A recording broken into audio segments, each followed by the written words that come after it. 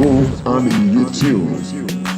Like us, follow us, and be the first to know. This is the Comedy Show. The Comedy Show with Comrade Lante Oriaki. Live on Facebook and YouTube. Like us, follow us, and be the first to know. This is the Comedy Show. The Comedy Show with Comrade Lante Oriaki. Live on Facebook and YouTube. Like us.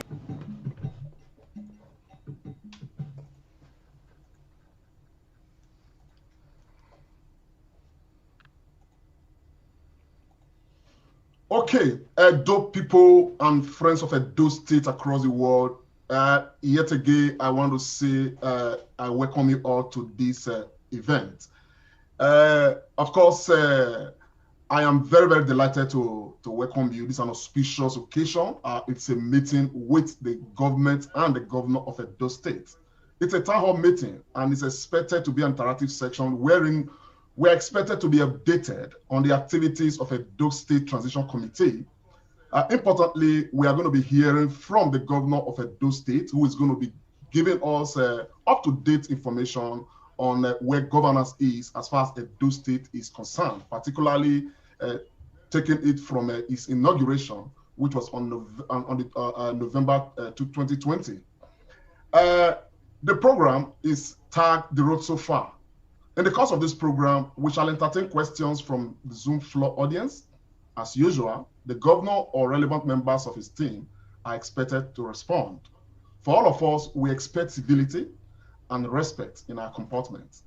We shall not hesitate to mute or remove anyone we find unruly or disrespectful to the rules of engagement. My name, once again, is Comrade Lante Oriaki, and I'm your anchor for tonight. To join me anchor the program are other erudite sons and daughters of Edo State who actually need no introduction. And without much ado, it is my pleasure to introduce to you Dr. Loretta Ugboroko. Dr. Loretta, please. Thank you very much, everybody. Good evening to the entire house. We thank every friend and every member of the Edo State community who has joined us this evening. As with all events, we have set a bit of the ground rules, but we must all know that there are a few things we need to add. One of them that is key is that when we are not speaking, please, could we very, very kindly mute our microphones?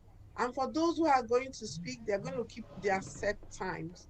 We'll have time for Q&A, and it's going to be one person, strictly one person, one question. The question is intended to last only 60 seconds. And if it goes beyond that, the system has been programmed to mute us. Please, please, let us be civil in our language. The chat is open for us to use, and periodically we are going to be using the chat. So let me hand us over now to our very big brother, Uncle Sonny Irabo. And as we go along, we will continue to tell us what we need to do to make us have a smooth running program. Thank you, everybody. I still remain Loretta Oduwari Ogboro Oko. Thank you. That's the first time that has been done. Now, the party and the governor made promises to the people while asking for their votes. So they were making an offer. People of Edo State, voting population, give me your votes. Give us your votes as a political party. And we are going to do this and that and that. The people accepted that offer by going all out to vote for the candidate of the party and by implication, the party. After they had voted and the party has power in his hands, what does it do? The people will go a step further to furnish some level of consideration to deepen this contract. Government wishes to tar roads. Government wishes to build more health centers. Government wishes to build schools and train teachers.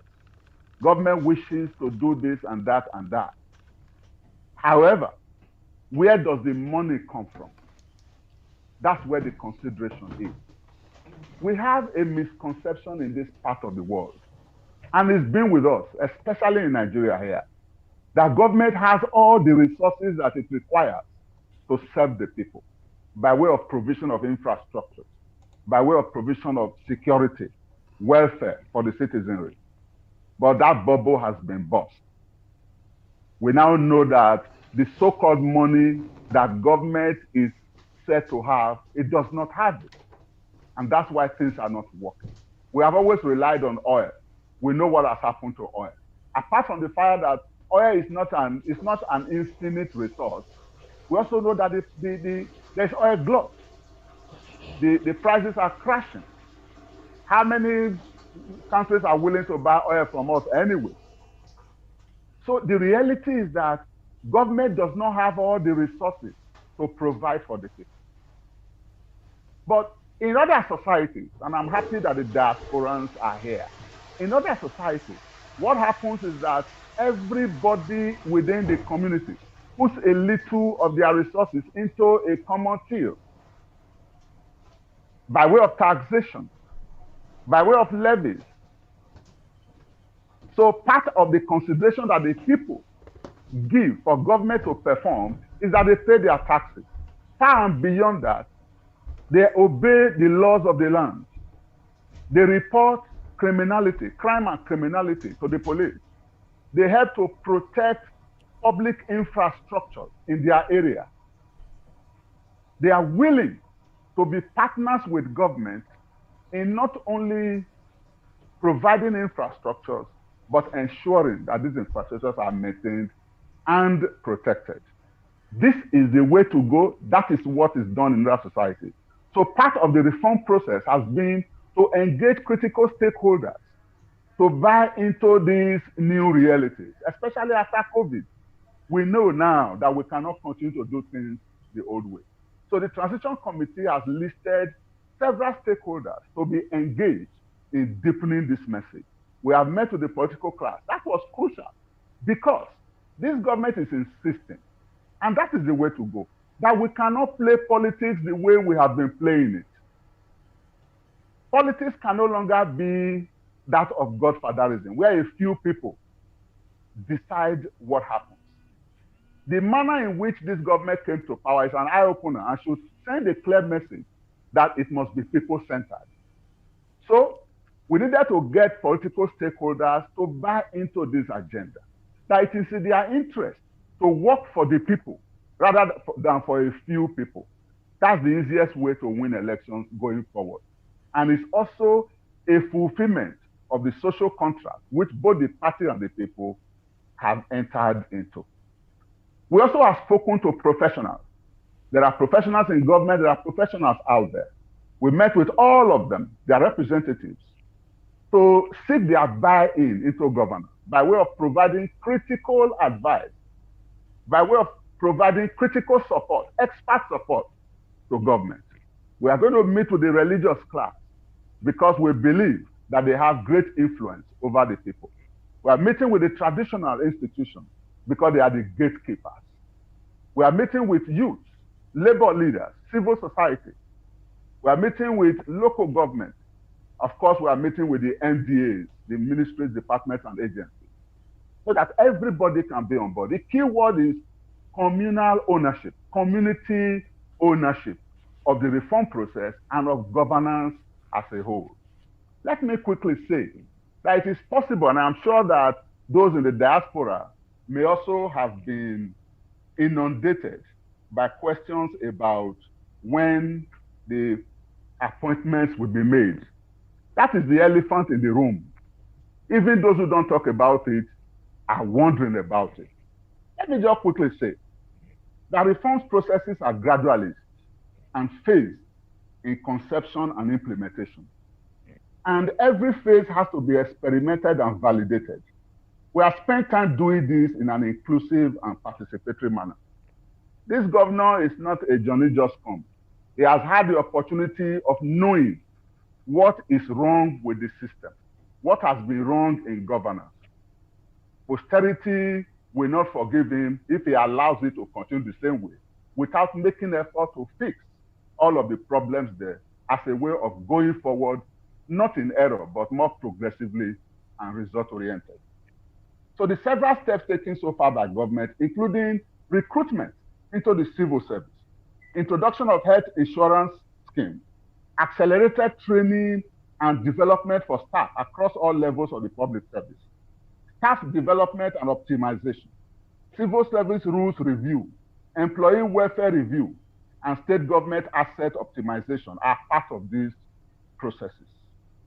But it is validation, the process of fine-tuning and correcting for errors through pilot implementation, engagement with key civil service cadres, and going back to the drawing board that has taken the most time. All of this has, however, been at the level of administration and the civil service in consonance with the policy administration differentiation, which underlines all reforms. The approach, which is bottom-up, is to reposition and prepare the civil service to better serve policy, that is the political machinery. The process of reforms also insists on setting aside all political intrusions and interventions to enable the civil service regain confidence and claim ownership of the reforms. It is after this has been done satisfactorily that the next stage of engaging policy comes in. In the past, we had problems because the civil service was not prepared, that is, not sufficiently professionalized and accountable to serve the political process. We believe we are now ready for the phase of engaging the political machinery, and this is where we are. In addition to the ongoing institutional reforms being undertaken by the Obaseki administration, other far-reaching policies and strategies aimed at making Edo State great again are being developed and implemented. They are reflected in the systematic pillars which the HOS has told you about. So essentially, what has been going on is to ensure that when politicians eventually are brought in, they have a civil service that is professionalized, that will be more useful than destructive. And we know that this has been a major problem in the past. So where we are and going forward is that politicians who are coming in as commissioners, as special advisors, and all other categories of political appointees will meet a ready public service. Just to mention, by way of conclusion, that we are hoping that just as the diaspora, now what happened in the last election, the role that the diaspora played, is an eye-opener. We now know that the diaspora is a major community of partnership with government as far as development is concerned. So this meeting today, first and foremost, is to brief you on where we have been, where we are going, and exactly what we will be requiring you to do by way of partnership with government. And what essentially is that? Number one is investment. The governor often says that what comes in from outside, from our diasporans into the state, is far greater than what we generate locally by way of revenue. So what that simply means is that a partnership to develop your state is crucial, and the role you are to play in this, it cannot be overemphasized. But far and beyond that is that government is no longer played only at home. As we are home, we realize that there is a larger component outside, and this synergy must be brought to bear. I like to appreciate the diasporans. Just between yesterday and today, I had engaged Loretta on an individual in the diaspora who has tried all this while to reach out to government on a very huge proposal, a way to come and do development here. And I felt referring her to Loretta will enable us proceed in a more coordinated fashion so that all of the diasporans are working as one entity in partnership with government. I'd like to thank you because you have shown very clearly over time your commitment to development in Edo State, and the influence that you have over others who are here is also an area that we want to leverage on. Once again, I'd like to thank our diasporan brothers and sisters for continuing to show interest and commitment to the development of our state. Thank you so much. Thank you very much, Austin Osakwe, Mr. Austin Osakwe, for that. May God bless you. Thank you very much. At this stage, I want to bring on Mr. Moses to take us into the next stage of the program. Moses, please. Can we unmute him if he's in here? Yes, thank you so much. Your Excellency, the Executive Governor of Edo State, Your Excellency, the Deputy Governor, Head of Service, and others in the House, especially those in the Diaspora who has this initiative of having this town hall meeting. I'd like to say that Edo is an extraordinary state, and His Excellency has recognized from the very beginning that Edo has a very glorious past, and that makes Edo an extraordinary state. And so he wants to do the extraordinary by knowing our history, where we are coming from, and how we can reclaim that history. And that just the slogan, making Edo great again. Great Edos at home in the diaspora. It is our singular honor to receive His Excellency, the Executive Governor of Edo State, Mr. Godwin Nogegase Obaseki, to unfold to us how this is possible again, as he has already started. Welcome, Your Excellency. Your Excellency, the Deputy Governor, other senior government officials who are on the call, it is indeed my pleasure to be with all of our brothers and sisters from across the world and at home this evening. I want to thank immensely all of you who have, as usual, taken time out, spent your resources and energy and time to put this session together. We don't take it for granted. We truly appreciate it. And this is exactly the spirit that we have been canvassing. And you are truly living up to it, which is that do not always ask what the government can do for you or what the state can do for you. Perhaps you should now focus on what you can do for the state. And that is what some of you have started doing by putting your resources together and working in partnership with the state government to reach out to our brothers and sisters across the world and at home. This evening, I'm here to listen. You've heard a lot from the head of service, the head of the transition team, and our brother Austin Osakwe, who is also on the transition team. They have, in the last 30 or so minutes or more, tried to explain our purpose, what we have been doing in the last 6 months since we were inaugurated into office on November 12th.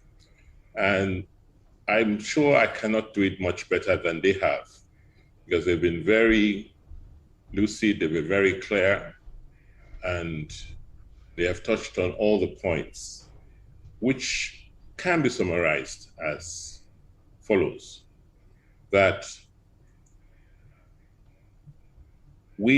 I and my colleagues indicated interest to run for office. I came out to canvass and campaign, and I got overwhelming support from Edo people, and did promise that I was going to deliver the services that I campaigned for or campaigned on. Now that they have given us the mandate, it is now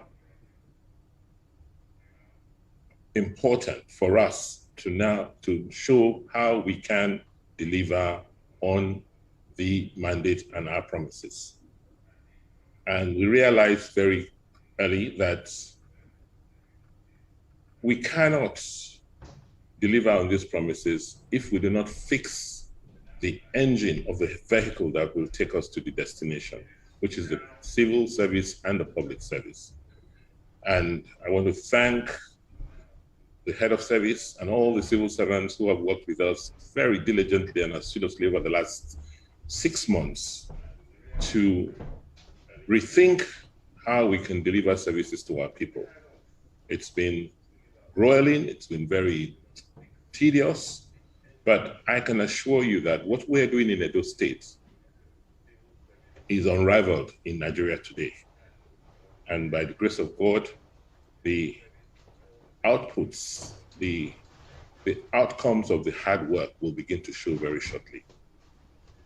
They have told you what we have done in terms of rethinking policy.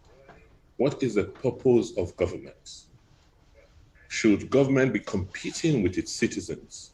Or should government be creating the environment, the enabling environment for its citizens to live life to their fullest?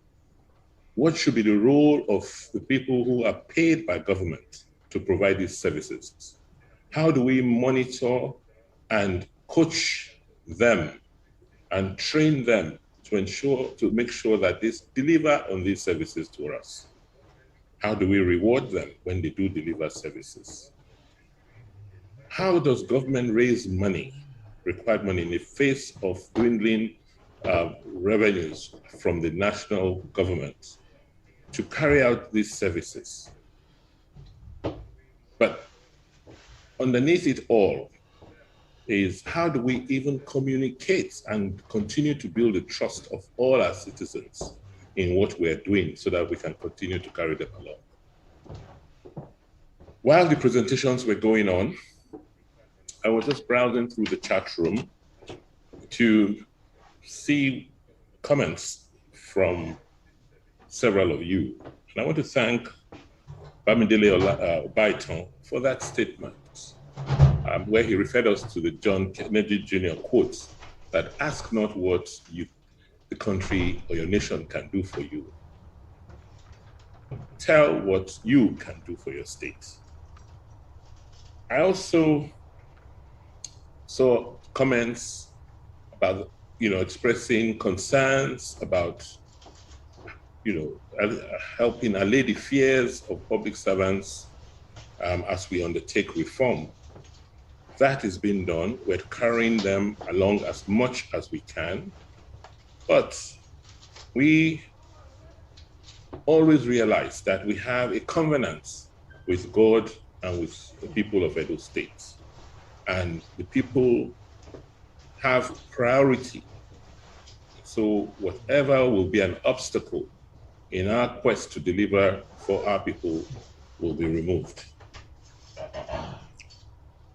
There are several other questions that have been raised in the chat room, but let me not preempt them. But to just thank all of you. I mean, the participation this evening has been awesome. 328, people listening in as I speak. I mean, in these days of COVID, I can't imagine what all that will take all of you. It would not have been allowed. So thanks to technology. I want to thank you for, dialing in, and to say that we want to make this a very interactive session. And I will just crave your indulgence to stop now so that we have time to take on some of your concerns and questions and issues and contributions that can help us fine-tune and strengthen the work we've done as we move Edo forward. Once again, on behalf of the government of Edo State, I want to thank the organizers who have put this event together immensely and say we really, really appreciate your efforts, and God will continue to bless your efforts. Thank you. Thank you very much, Your Excellency. Thank you so very much. At this stage, I want to bring on Uncle Sone Irabo to, of course, take us to the Q&A section where he's going to read out the first 3 names who are going to ask their questions. Please be reminded that we have just 60 seconds to ask our questions. And of course, we do not want a pregnant question. Confine yourself to just one question. So we'll take the first three batch of questions, and of course, the governor is going to respond to the questions as they come. So Uncle Sonny Irabo, over to you. Thank you very much, Mr. Lamte Oriahi. And Your Excellency, thank you very much. This is a very instructive. You have always laid the cards on the table, and we are very happy with your updates. So I'll just go straight to the questions. The first one is from Dr. Tony Agbons, and that will be followed by Mr. Lucky Omosigo of Obaland TV, and the third will be Esosa Ede Obarogie. So Dr. Tony Agbons, please, straight to the point, 1 minute, thank you. Your Excellency, it is a known fact that internally generated revenue, IGRO, is vital to infrastructural development, more so with the dwindling federal allocation to states like you alluded to. So what are your strategies, sir, that you're putting in place, your administration is putting in place to show up our IGRO in Edo State? Your Excellency, do you want to take that answer, or do I Let me take all three. Can I take all three questions together? Yes, sir. Yes, sir. The next one is Lucky Omosigo of Obaland TV. Go ahead, please. Lucky Omosigo, please.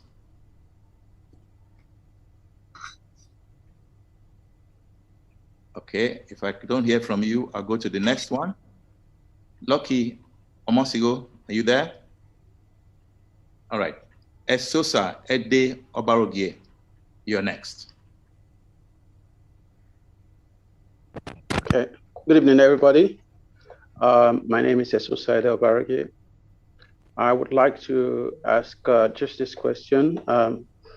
Mr. Excellency, how would you rate your handling of the pandemic as a state? And how has that impacted, how would you rate your handling of the pandemic as a state?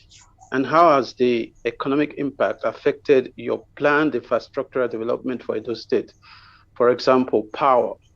Should we continue to expect your pre-pandemic promises to be fulfilled this tenure? If not, why, sir? Okay, the next question comes from Osahon Amadasun. Osahon Amadasun, please go straight to the point. Osahon Amadasun. If he's not there, I'll go into the next person. I'm here. Okay, I'm unmuted. Hello, everyone. Hi, good evening. My name is Osahon Madison, zooming in from Canterbury, United Kingdom. Question is about the security in the state. Just wanted to know what measures are being taken by the government to put in place extra security measures to ensure rural farmers are protected and other citizens as well. Thank you. Thank you. Philip, or many men? Philip, or many men? Please, next, go ahead. I think we already have a batch of 3 questions. Yes, can I just go with these 3 and I'll take the next set? Yes, please. Thank you very much. Let me start with the issue of IGR, internally generated revenue. For us, this is very critical to our ability to perform as a government. The structure of the revenue streams to government today is about, I would say, just close to 70% of what we earn currently comes from federal receipts, crude oil sales, VAT, derivation, and so on. Only 30% comes from IGR. In the face of dwindling federal receipts, we now must increase what we generate locally. And so what we have done in the last couple of months, since January, is to rethink how we collect revenues.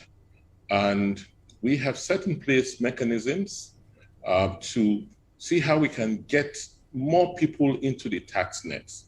The issue today is that, many people, a lot of people are not paying anything. The tax burden is being borne today by mainly those who earn salaries in formal employments. So the a high proportion of the IGR today is from pay as you earn, and the pay is mostly collected from civil servants, workers of big companies. We don't get much yet from individuals, from direct assessments. We haven't, we haven't been able to raise revenues from property and people who have properties, and or people who are, earning revenue, income from several activities. So the new IGR strategy is first to undertake an enumeration, which we have done. We have completed an enumeration of about 6, highly populated local governments. And by enumeration, I mean that we have teams on ground. We created this project called Data for Mega. That is data to make Edo great again. And under this program, we have recruited, hundreds of young men and women, trained them, and and sent them out, and they've gone from door to door, street to street, community to community, to just get information on people, on properties, on business owners, what they are doing. We also use the opportunity to obtain data, socioeconomic data on unemployed people, on people who are disabled, the elderly. So the last several months, we have a huge bank of data on our people. For instance, I can tell you that in Oredo alone, where we divided into 20 zones, we have enumerated close to, 50,000 properties. We have enumerated almost 20,000 businesses and individuals. We know that there are about 3,200 widows in Oredo. We know that there are about 11,000 unemployed people. So we have that data, and we are going to drive revenues from that standpoint. The other thing we're doing is not to make taxes punitive. You want to, it's about inclusion. So we're breaking it down, making it very simple, have 3 categories. What the very small businesses pay, what medium businesses pay, and what large businesses pay. Ditto for property taxes. Right now, we're piloting with Oredo, we're sending out assessments, and we believe that with advocacy, with the support of all of you, just letting people know that it's your contributions, it's your payments that will keep government afloat. Once that is, we're able to do that, and we succeed in doing that, I believe that we'll move our IGR from about this month, it was 2.7 billion, and our target is to move it to about 5 billion. At that point, it will be about 50-50 ratio, in terms of what we earn locally relative to what we earn from Abuja. So the strategy for IGR is to gradually move to a position where we are not solely dependent on federal receipts for our existence as a state. We want to be like Lagos State, where the bulk of the revenues to develop the state comes from the people of the state. And Sosa talked about how we rate ourselves in terms of how we handle the first and second waves of the pandemic. As a government, we don't want to blow our trumpets and talk about how great we are. We'll just tell you about what we have done and the successes we have achieved, showing the data. For the first and second waves of COVID-19, we put in place the mechanisms to first deal with the critical issue of slowing down the spread, ensuring that we communicated the dangers and the risks to our people, ensuring that we got our people to observe particularly the non-pharmaceutical protocols, but more importantly, testing. In Edo today, we have 4 PCR laboratories, testing And I believe when you look at the testing capacity to population, we must be one of the top 5 in the country today. So we've undertaken, a huge amounts of tests. I don't have the exact numbers now, but I can tell you that on the average, we are, in terms of testing, we must be one of the top 6 states in Nigeria. The critical success factor for us in Edo has been governance. Every day at 9 o'clock, we have what we call a COVID call. And I dial in and the deputy governor dials in. The deputy governor, by the way, is the head of the technical committee on COVID response. And so we're on top of it. We know exactly what is going on, and the responses of our frontline health workers. And largely we were able to contain, the first wave. And by the grace of God, the second wave has not been as bad as we predicted. Yesterday, there was a press conference where we, had to inform our people that we have to take extra measures against the third wave because of the evidence coming out of the epidemiological studies which we have undertaken. Because in our response, we have everybody, coming in. We're lucky. We have 2 federal medical institutions, UBTH and Irawa Specialist Hospital, which is a center for COVID and Lassa fever in Africa. We've pulled in private hospitals, we've pulled in our government hospitals. So in our response, we have not just done it as government alone. We've pulled in all the resources we have, and we have the advantage of having very, internationally reputed scientists, epidemiologists who have designed a model, our COVID response model for us in the state. And from what they told us, that Edo State, particularly Oredo, has the highest mobility rate in the country. And if COVID moves it moves with people. So the more there's movement, the more there's the spread of COVID. And so we're very anxious. We're tracking the Indian Indian what's called virus, and to make sure that we catch it on time and limit its spread. How is it affecting my pre-pandemic promises? Well, when we think about it, we don't see it slowing us down seriously. We are utilizing technology a lot. It may interest you to know that Edo State, particularly, Oredo, Gobaka, Adiko, have almost 400 kilometers of fiber already linking these communities and homes. And so connectivity is quite good in Edo. And so using, technology, we believe that we can take advantage of the presence of technology. We're improving power supply through thermal power.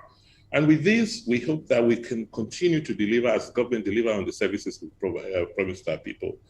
Initially, phase 1, some of our contractors had to shut down their sites. Some of them who had expatriate workers had to send back their expatriate workers. But that's gone by now. Phase 2, they didn't have to do that. And our contractors are outside, work is progressing on most of our projects. So we don't see COVID significantly slowing us down so that we will not be able to achieve our pre-pandemic promises. Oshango asked about security. You'll recall the last time we met, the issue was security. People were scared. There was, report about insecurity across the state. I want to, and I did promise you then that we were doing things, we were working very hard, and that security was not an issue, response was not an issue we wanted to be discussing publicly. But you will agree with me that relative to the rest of the country, the security situation in Edo is not as bad. What we have done is to now get our people involved. We have, allowed vigilante groups, there are streets streets, communities come together. They hire young men and women to help them, with patrolling. We have recognized this security structure, which is part of the infrastructure architecture we've created. And we communicate with them regularly. They give us information. That information is uploaded into a central response system, and we have a response squad or response squads that now follow up on every reported case. You would have heard in the news last week how these forces, working with federal security agents, have dislodged a lot of kidnapper camps and gone out there to release kidnapped victims. A lot of work is still being done, and we are recording significant successes. Yes, that doesn't mean that we've eliminated all forms of insecurity in the state.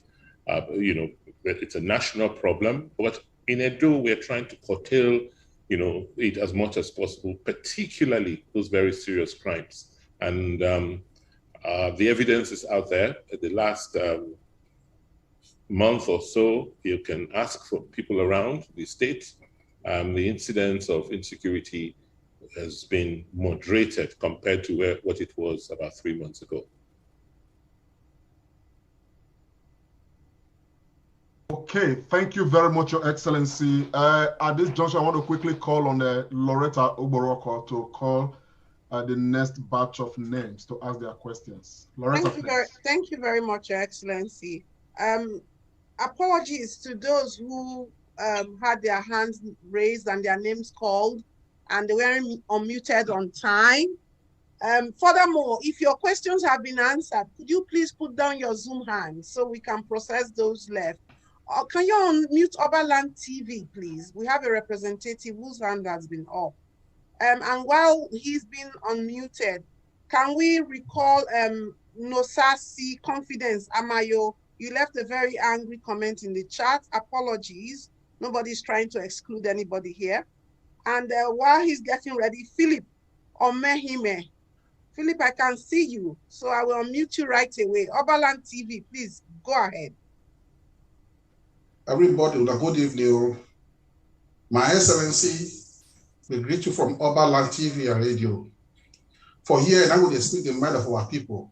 So this question, I be this one, My Excellency, because we, for this side, they hear different stories concerning security for Edo State. I will come and say a lot of organizations there, a lot of associations there, where they try to do things, and most of them too, they try to do what they don't do, they put this together, so they provide the instruments, so they gather money too. So what we hear from you today, the intake of this matter, if you are aware, and what you really you want to make these people be say, if they try their efforts, so let's say help our state. And this one be the question we get from Oberland TV and radio. Thank you very much. Philip Omehime, you can unmute yourself and speak, please. Philip. Can we get Nosa Confidence Amayo if he's in the house? If he's not in the house, we move on straight. Go on, Philip. Go on. Good evening. Standing on the existing protocol, my name is Philip Omehime. Please, my question is direct to the governor, His Excellency. I want to know, because when with the activities and the presentation presented before now, and I find out that the presentation were just all were just one. So my question is this: in all this presentation, how long and when is it going to be commenced, and how can we see the effect? Because right now we are not seeing the effect in any of the states, and it looks as if we have just 2 local governments in Edo State. So why is it like that? Thank you, sir. I can't see Nosa Confidence anymore. He's still here. I'm here. Oh, go yeah, on. Unmuted. All right, go on. Yeah, I have a just simple advice to His Excellency, the Executive Governor of Edo State. I think he said one thing that I really appreciated. I said, don't think about what your state or your country can do for you, but rather you think about what you can do for your country. And I think very well that a whole lot of us try to see what actually we can do for our state and what we can do for our country. His Excellency, I remember vividly very well when he was the chairman of the economic team, how some of us with my organization tried to see that we bring donor agencies to see how we can make agriculture work in Edo State. Because then we've always told everybody that we need to diversify from an oil-based economy to an agricultural-based economy. Because agriculture is a mainstream that could really change any state and make any state great. First of all, there will be surplus food for our people. There will be raw materials for the creation of small-scale industries. Unemployment will be reduced. There will be surplus job creation for people. The one thing I want to please appeal to the governor to do is, we tried, my organization in partnership with the Ministry of Agri, to see that we put an agricultural policy in place in Edo State. So I want to ask His Excellency, why is still there not an agricultural policy in Edo State? An effective agricultural policy will create surplus of job for our people. Remember, you have 1 minute, sir. You do have 1 minute. It will provide tractors for every local government area where we can produce surplus food. There will be job creations everywhere. I want to appeal to the governor to go back to the work we did from the Ministry of Agri in putting an effective agricultural policy in place. That's the only way we can make Edo State great again. No, sir. Sorry, I may have to interject here. We said 60 seconds. Of course, that is long past, so we quickly need to go to the next question. Loretta, please. Can we have semi-Aerial, please? Oh, have we taken a batch of 3? Oh, no, we have 3. We have 3. Oh, Your Excellency, with all due respect, sir. We have 3, sir. Yes. Okay, let me start with Overland TV and radio. Brother, thank you. I hear what you say. You talk about security. Say, what thing will they do about security and how people feel help? Because many people don't do now when they try their own. When they're outside Benin or outside the door, to see what they feel do on their own to help government for this security matter. We know say they try they concern. So what thing we won't do or what thing will they do? We say you wanna know say we get one thing when they call security trust fund. When understand the architecture when we don't put together, when we go out to now interact, we now meet with different people to say, okay, this is not the type of thing we they do for security. This now how we want you feel support us. Maybe the people, the police were in their road. We need to feed them every day. So if you feel bring food or ration to give them, this now the thing we won't do for vigilante, we won't buy uniform for them. This now the one we want, the different thing when we feed do. This now vehicle one we need for patrol. Or if you sell petrol, maybe if you give us petrol, maybe we take put for our motor to patrol motor for police and everyone.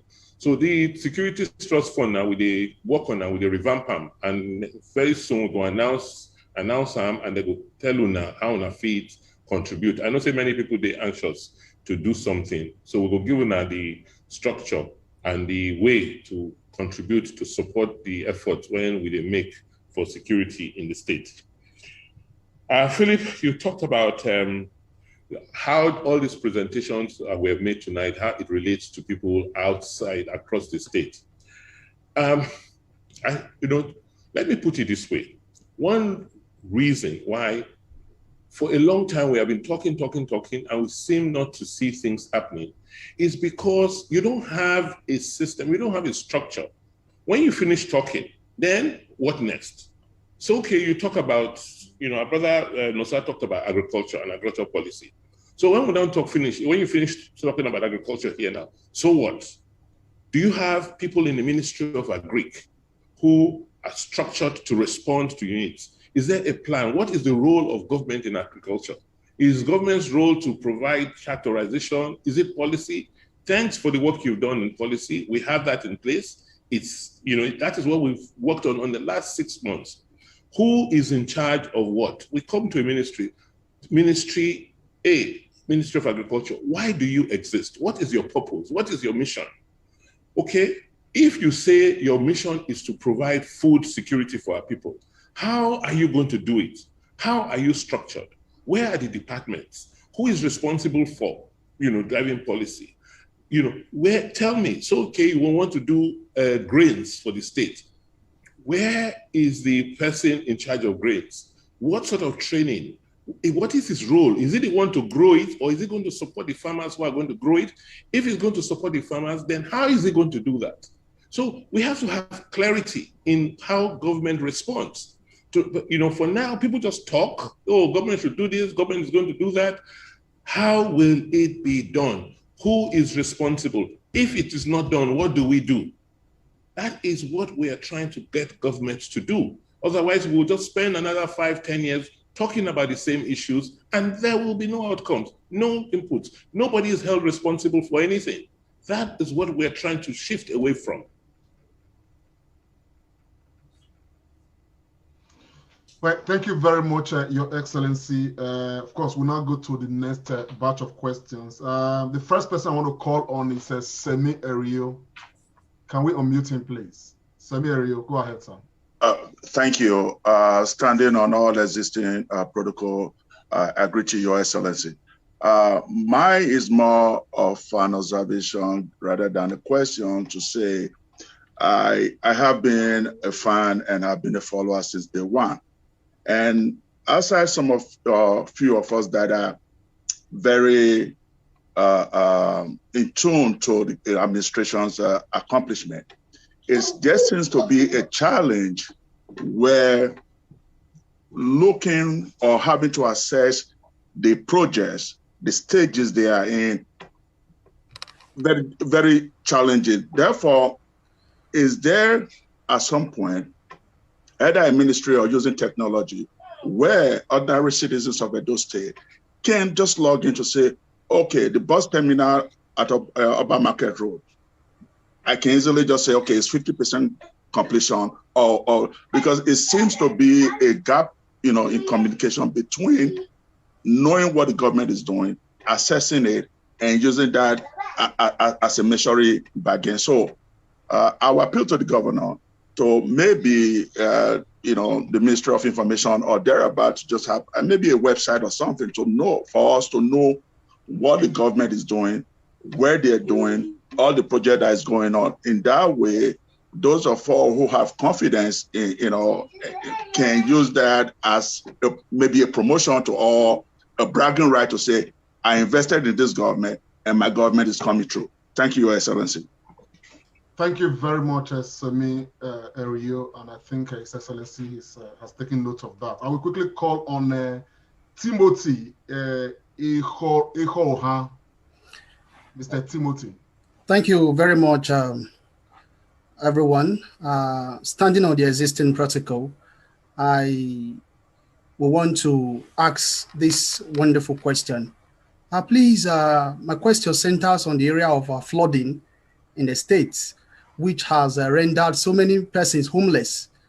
So many of our fathers and mothers back home, they have been rendered homeless. So, Your Excellency, sir, what are we doing as regards flooding? Whenever it rains, we see the states, how it becomes.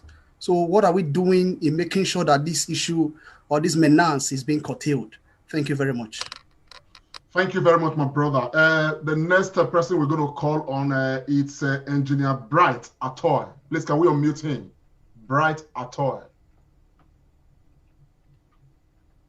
Unmuted, he should unmute himself. Bright, you can go ahead. Okay, good evening, everyone. My name is Bright Atoy, residing in Abuja. Your Excellency, permit me to stand on existing protocols. My own question also borders on security because this can never be exhaustive considering what is happening in Nigeria right now.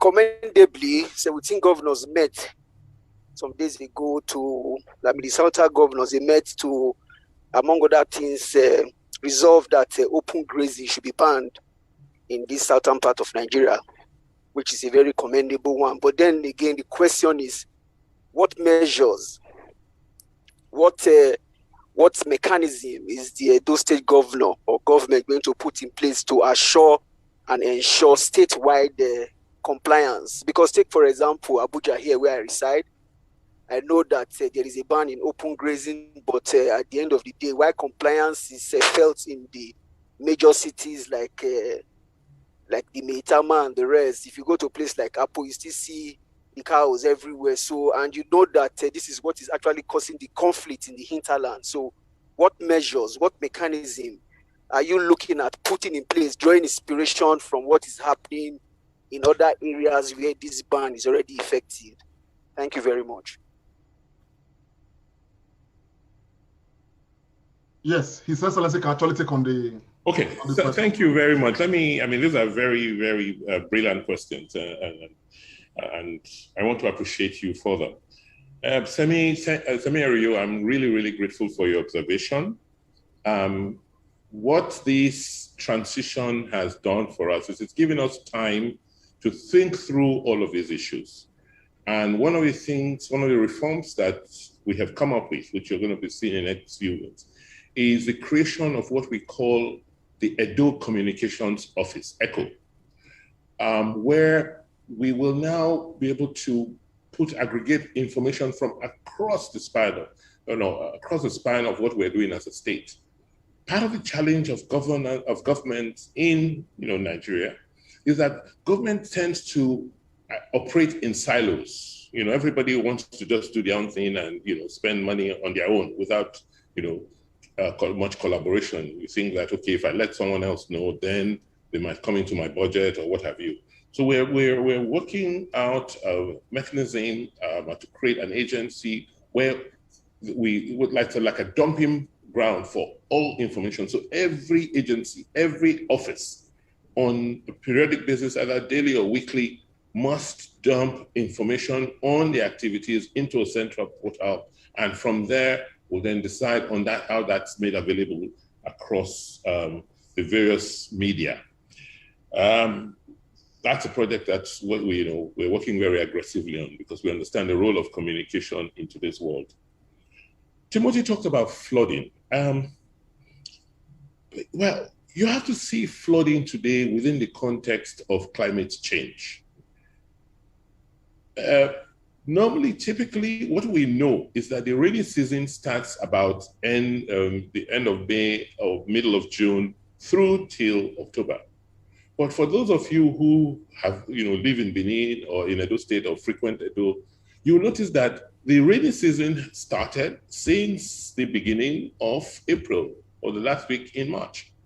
And sometimes it's been very, very torrential. So it's an issue of climate change. We're seeing that things are changing from what they used to be. Secondly, a lot of water channels have been blocked because of indiscriminate construction or just, people throwing trash into drainage paths, into drains. Then there's also the issue of the flooding around river basins, particularly around the River Niger. So places like Anagbete, places like Ilushi get flooded when the River Niger, is opened up in places like the Cameroon or what have you, and then it overflows. Our response has been, first, in the urban areas, we are having what we call the urban plans and the regional plans.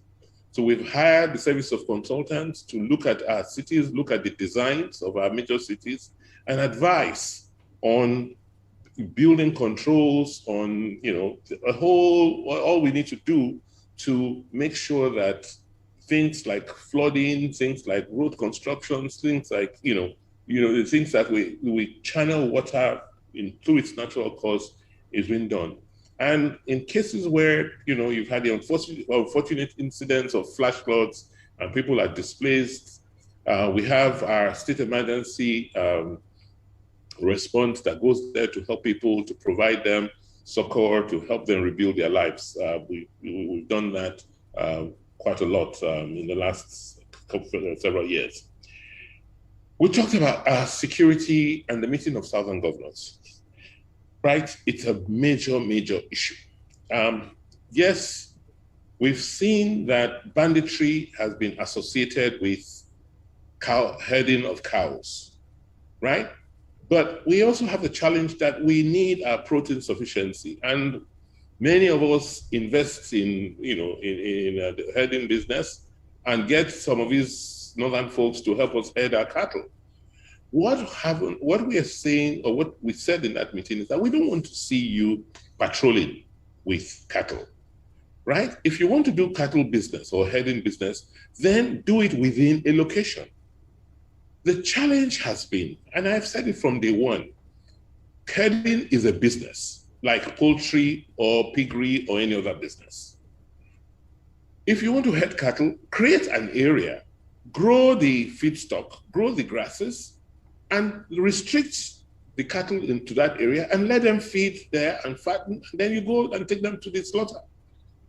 The challenge has been people, when you say let people graze in a particular area or ranch in a particular area, people say, no, not on my land. I'm saying, okay, but when they come today into those communities, people collect money from them and ask them to go and graze, but they don't tell them where they should go and graze. So they graze into other people's farms. And then when those people confront them, they say, we have paid already to somebody, so why are you confronting us? So I think the way we want to implement in Edo is, look, go to communities and say, look, when these people come today, they give you money, you take money from them and you allow them graze in your area. Let us now designate special areas. If you want government to support you to put boreholes, water, and give you more seeds to grow more grass so that you can charge more for them, we're prepared to do it. And look, so let us look at this business, at herding cattle as a business. And let's stop this sensationalism and emotions, and so that we can deal with the issue of banditry as distinct and separate from that of the business of herding cattle. I don't know if I've made my point, but the ultimate solution is for those people today who accept that people should herd cattle in their communities to provide designated areas for that to happen, so that people are not moving or traversing cattle across the state. So if you want to, you go to wherever you are, buy your little things, transport them, restrict them to an area, and feed them in that area until they're ready to be slaughtered. Thank you very much, Your Excellency. That's a good one. Yes, it's now time to call on Uncle Sonny about to call the next batch of names to ask their questions. Uncle Sonny, please. Thank you very much. Thank you. The next person is Dr. Osayeme Okungbowa. Please go ahead, Dr. Osayeme Okungbowa. Thank you very much. I hope you people can hear me. Yes. I'm speaking from Abu Dhabi, United Arab Emirates. Your Excellency, I, as one who grew up in the days of sporting activities and excellence in Bendel State, where a variety of sports brought many youth to gainful employment and fame, what is the state government doing to aggressively harness the massive sporting potentials of our youth using school sports, and how the state going about revitalizing school sports? If you see, Bendel and Delta, Edo and Delta are twin brothers. The legacy led by the Obemudia administration in the 60s, Delta is retaining it, and they are still dominating. But Edo have been left behind. How does the state intend to aggressively pursue school sports from secondary to tertiary? Thank you. Thank you very much. The next person is Lydia Ling. Lydia Ling. Go ahead, please.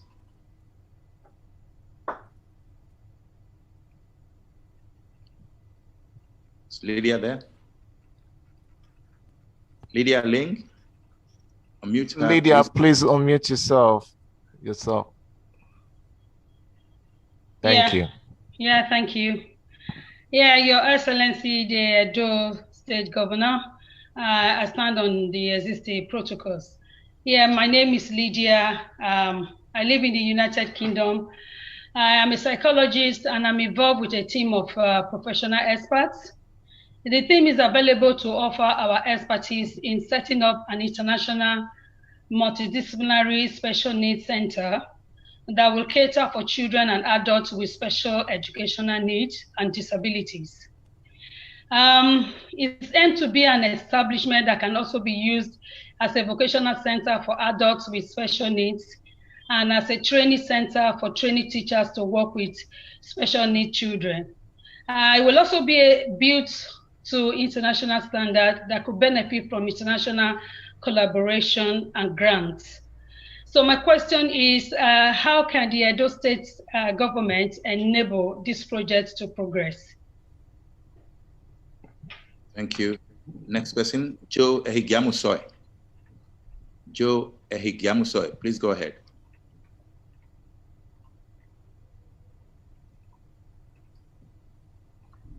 Unmute Joe Ehigiamusoy, please.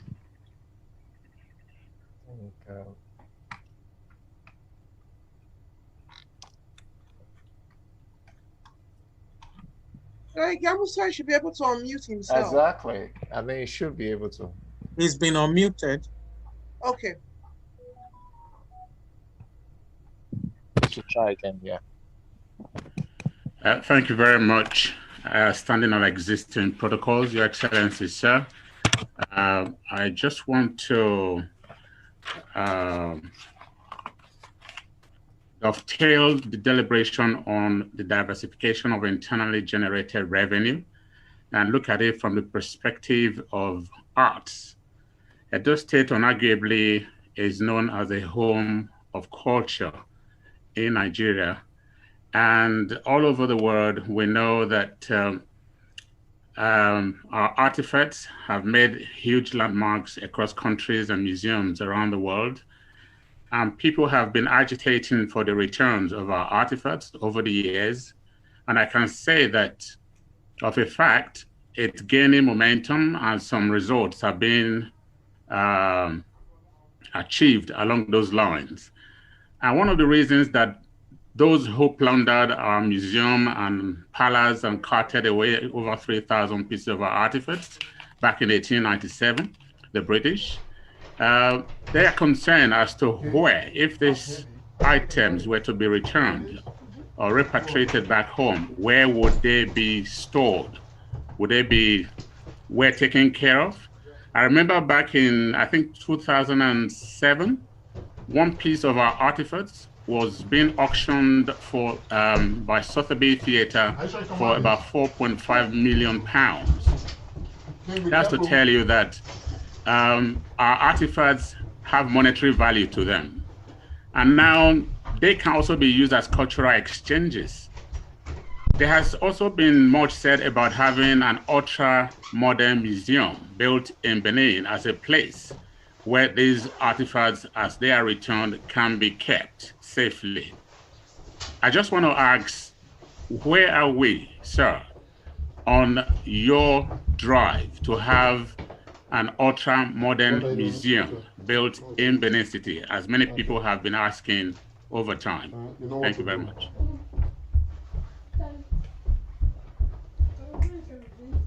I think we have a total of 3 questions, Your Excellency. Okay. Thank you very much, and thank you.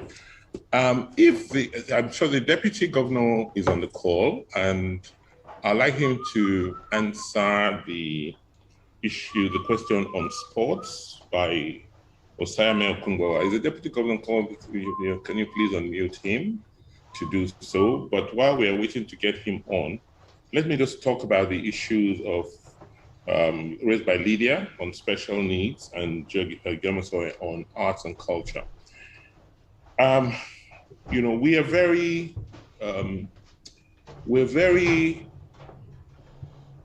interested in the vulnerable, the most vulnerable in our society. A question of special needs, particularly children with special needs.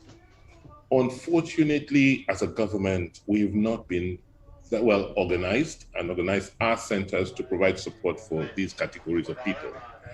So while we are getting ourselves together, reorganizing the Ministry of Social Development to be able to provide some of these services, we also believe that part of our strategy should be to collaborate with specialists, people who have interests and already doing so. And I want to inform Lydia that just last month, I had the privilege of going to a facility that was being sponsored by an individual who was a special needs teacher and specialist trained in Florida. And she's been working on a project for a few years now in Benin. And when I went in there, appreciation of the work she's done. As a government, we just made a commitment to support her to expand the facility and also support the running of that facility. Like say, from the enumeration we have done, certain things have come out. We've seen that we have a lot more people with special needs than is officially spoken about. People hide their, loved ones, children, members of family who have special needs at home. They don't want to talk about them.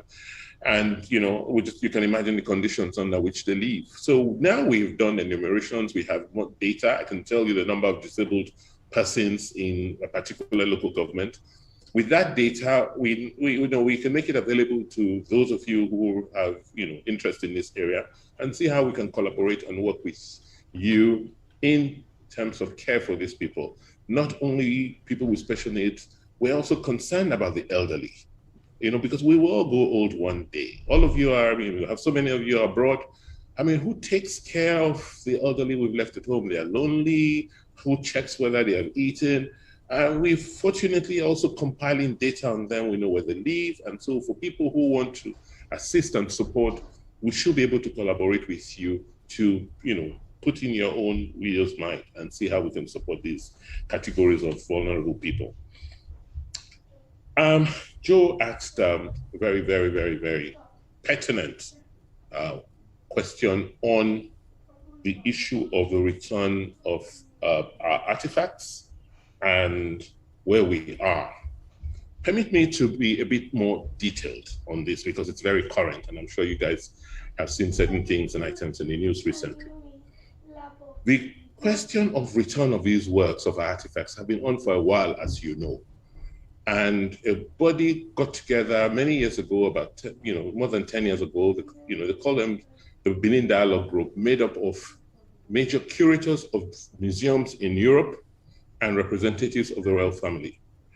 We then, when I assumed office in 2016, given the importance of this subject, I then asked that the Edo State government should be a member of that dialogue group.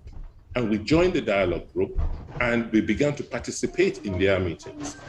In 2017, we were invited to Leiden in the Netherlands to a session of this dialogue group. And at that session, it became clear, like Joe said, that the issues were, the issues that were raised by the curators and people who were holding these works, were as follows. First, if we are going to return these works, who do we return them to? When these works left Nigeria, there was no country called Nigeria.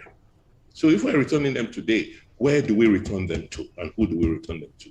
Second, these works are in museums today, being enjoyed by the world public. They are in very good condition. Some of them are very old and fragile, and they're being kept in special conditions. If we send them back to you, what is the guarantee that you will keep them in this same condition? And thirdly, where will you host them? So I then told them in Leiden that first, we will create a system or structure to, don't worry about who wants to, where you return them to. There's a country called Nigeria, there are laws in Nigeria, and we will create a trust encompassing the interest of the federal government through the National Museum of Monuments, the Edo State government, and the royal family. And that trust will now be responsible for negotiating, and all the agreements and what you need to do to bring these works back home. I then invited them to Benin. I said, okay, look, you can't be discussing the matters of our artworks outside in Europe. Come to Benin. So in 2018, we hosted them in Benin City. And we said, look, we will construct, the state government will put money together and raise money from the international community to build a world-class museum. We want you, these curators, to also partner with us in that museum so you can see what we're doing. It will wear the same standard as you have in Europe. We will be able to raise the money together. And we agreed. Unfortunately, COVID came in 2019, it was slowed down, but this whole issue of Black Lives Matter, then brought up the issues of these works again. And the German government has been quite aggressive about it. We're working with the federal government, and with the state is working with the federal government to move these conversations forward. We are hoping that before the end of this year, we will be able to raise some money and create a storage facility in Benin where these works can be stored, pending when we finalize raising the funding to build a world-class museum. We've actually launched the museum project. It's called EMOA, the Edo Museum of West African Arts. This is going to be a complex made up of, a storage facility. It's made up of research, and research and ethnographic studies on Benin history. The British Museum is collaborating with us to do a bit more archaeological finds. The museum will also incorporate, preserving sections of a moat so that when people come in to review the artifacts in this museum, they can also do moat walks. We want to restore some of the gates, along the moat trail. A lot of work has been done. A lot of resources have been put in. Unfortunately, we have, there are some issues we're trying to clear up. But I'm in Abuja next week. The Germans are coming. We're having these conversations. It is one legacy I would like to leave for Edo people before I leave as governor. That these works belong to us as a people. They must come to Edo. They must be resident there and made available for the world to view. So be rest assured, it's a project we're very, very interested in. It's a project that the world is looking at and the world is very excited in. And barring any unforeseen circumstances, by the grace of God, it will be a project that will come to fruition and reality. Is the Deputy Governor on? Thank you, Excellency. Yes, Mr. Governor. So please talk about sports. Yeah. All right, Mr. Governor. I want to join Mr. Governor to thank the organizer of this program and also to thank all of us that have logged in. Answering the question, the question is in two phases. One is what we are doing in sport is in two phases. First, the physical infrastructure, and the other one, the legal framework. Because without the legal framework, obviously, when a government comes that does not love sport, we might return to where we took Edo from in terms of sport. I'm sure we all saw and heard about the National Sports Festival and the facility that we displayed during the festival. That is just in Edo South. The rebuilding of Samuel Ogbumina Stadium and other facility within Edo South. But beyond that, we also built facilities across the 18 local government. We have 20 mini stadiums. And those mini stadiums, some of them have track, some of them have multi-courts that will house long tennis, basketball, squash, and some of those court games. And these facilities are all in schools. Why in school? Just for us to rediscover our talent and return Edo to the home of sport that it was during Samuel Ogbumina era. These mini stadiums are in schools. We are combining education and sports. And we are bringing back the academicals, we are bringing back the principal corp, the governor's corp, and all those talent discovery games. And government-owned business is just to create this facility. And in creating this facility, the private sector will drive them. Because when we introduce the principal's corp, when we bring back the governor's corp, the private sector are being invited to drive that process. The last first festival, Edo came second. The athletes that were used in the National Sports Festival were all Edo indigenous, raw talent from Edo. Most of these talents were in the Abuja Sport Festival, where Edo came third with 47 gold medals. At the just concluded Sport Festival, the same athletes, we groomed them and got some. We got 130 gold medals from 47 gold medals we got in Abuja 3 years ago. unlike other states that just purchase already made talent, invite international athletes, no international athletes were in the last sport festival, showing that our discovery, talent hunt discovery has actually commenced and started. And it started 2 years ago when we went to Abuja National Sports Festival, where we got the hosting right. Mr. Governor's vision for sport in Edo is that we should return, just like the person that asked the question said, Edo used to be the home of sports, Edo Delta. Actually, it is Benin. Benin used to be home of sports. But unfortunately, government had been on recess for a long time until this administration came and we brought sports back. So what we've done beyond facility is to revamp other sports, and the bill for the Edo Sport Commission is actually being fine-tuned, because most of this vision and programs that we are setting up, we have to follow it with legal documents and laws, so that at the end of the day, this is not just for Godwin Obaseki administration alone, but we are actually planning a government that will outlive this administration, because don't forget that we have a 30 years program, development program for Edo, and everything we are doing to make Edo great again is in that document. So all aspects of our administration, all activities beyond our administration is a plan for 30 years, so that at the end of the day, taxpayers' money will not be wasted just like it was wasted in the past. So for sports, we are back with the National Sports Festival that we just hosted under a very difficult circumstances under a pandemic. It will tell you that Edo is back as far as sport is concerned. And we are doing everything possible beyond infrastructure to set a legal framework that will not reverse the milestones that we've gotten so far. Thank you. Thank you very much, Your Excellency. Your Excellency, Honorable Philip Shaibu. Thank you very much.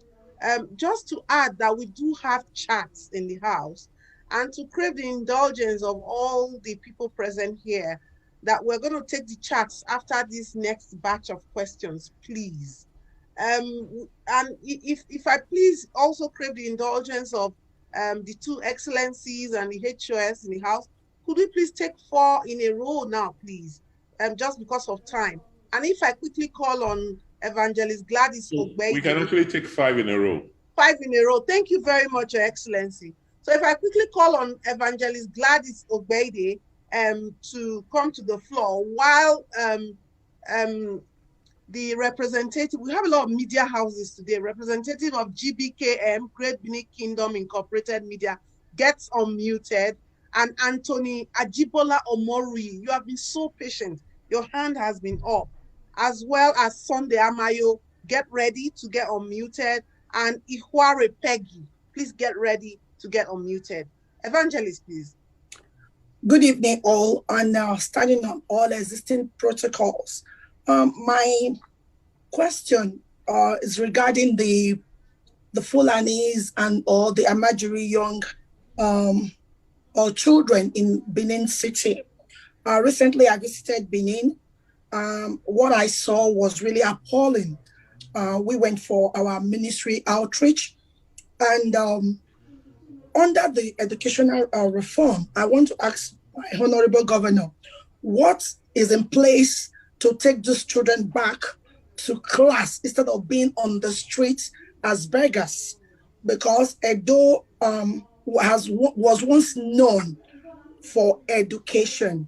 So it amazes me to see children of 7 years, 6 years, even less than that, be on the high street begging for money when they should be in the classroom.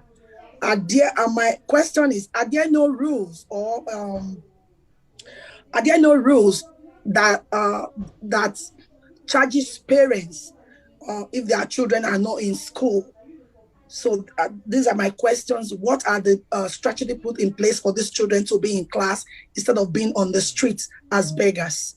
God bless you. Thank you very much, Evangelist. Have we unmuted Antonia Jibola Omorui? Can you hear me? Yes, we can hear you, sir. Yeah. Good evening to the House and good evening, Mr. Governor. Thanks for this opportunity. I want to stay on the existing protocol. So my question is regarding more or less the sustainability of this transition, which is really fundamental and necessary. So how do we ensure that in future, the subsequent governor will be able to cover this transition period within a window of the election declaration and the swearing in, so that it doesn't extend too long like it is now? We understand why it took this so long.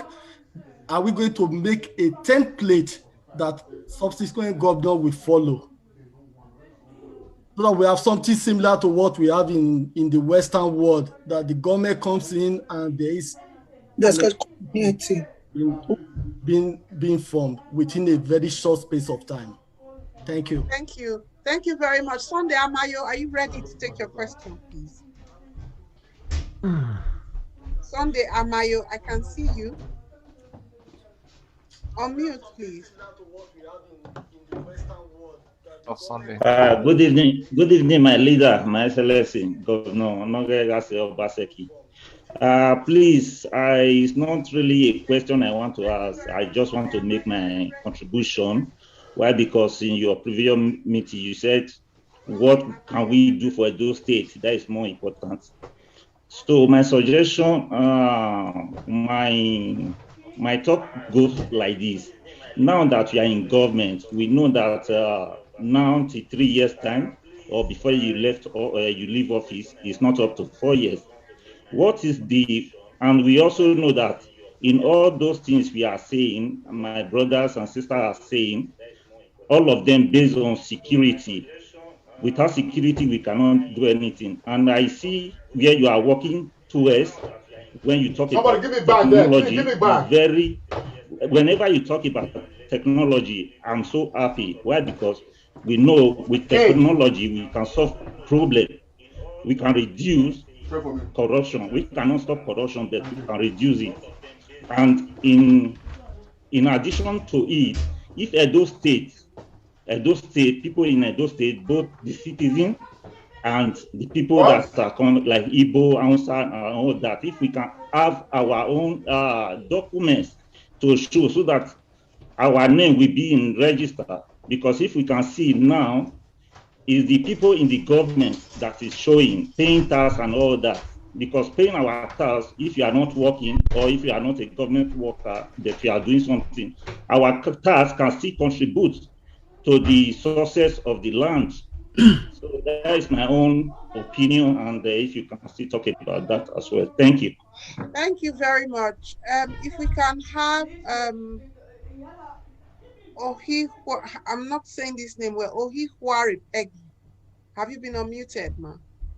And while she's about to speak, can we get the representative of Great Benin Kingdom Media Incorporated? She was here. I can't see her. Peggy. Okay, Ms. Ohihuari is here. She's unmuted. Okay. Yeah, good evening, Your Excellency, and good people of Edo State, inside and outside Nigeria. Good evening to you all. First of all, I want to say a very big thank you and appreciate His Excellency for the good work he's doing concerning the environment, sanitation especially, and again, maintenance of the road recently. I want to say thank you, sir. God bless you.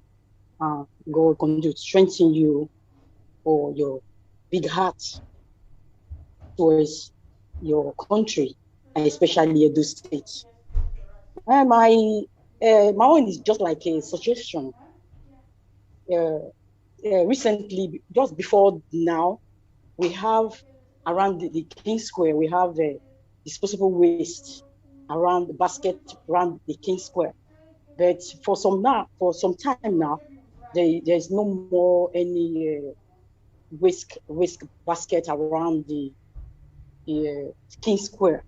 So I want the waste manager to take note of that, to bring back that what they started, because people go around, because I have passion concerning environment. I love the way the government is going about it. So I want the waste manager to bring that what he has started before. We also have along Airport Road, we have some along Airport Road too, but now there are no more. And I want you to bring back that what he has started. And if we can enforce task force that can be going around, because when I was growing up, when I was growing up, I saw sanitation people. They usually come to people's house to check their environment, check their toilets. But for some time now, there's nothing like that. So if we can go back to that system, because if you go some homes, Auntie Beggins, please, yes, can you just round off? 60 minutes is okay. So please, that is just all I want. Thank you. Thank you very much, Auntie Peggy. Can we have the representative of Great Benin Kingdom Media, please? Yourself, please. You're muted. GBKM. Go ahead. I tried, huh? No, GBKM I'm talking about, to unmute himself.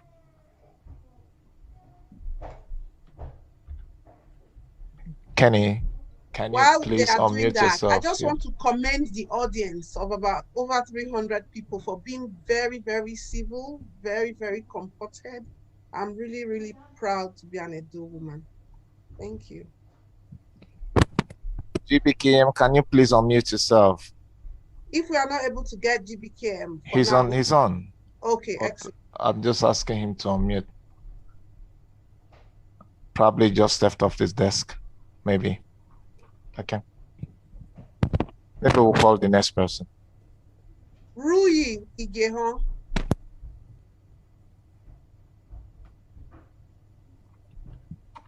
If Rui Igehon is not able to speak to us, can we have Dominic Ariata, please? And then we can go on to the chats with Isoken Ibie after these people have all had the responses. Dominic, please unmute yourself. Or the HOS on the chats as well. Dominic Ariata. Dominic, just click once, not twice. Unmute yourself. Thank you. Yeah. Can you hear me, please? Yes, loud and clear. Yeah. Well, standing on the existing protocol, Your Excellency, sir, I just want to thank you for your consistency, for all you have been doing to ensure that after the election, you were able to unite all Edo state indigenes. That's what matters most. We understand that there are other things that you are trying to resolve in-house, which we know in no distant time will be put to bear. We all know that the head that is alive is the only head that we can kill alive. What do I mean by that? It's about issue of security. In all this we are talking about, it's about security, because when we are okay, all these things we've outlined will be able to flow easily. And you have demonstrated that not quite long, and so many times you've been doing that.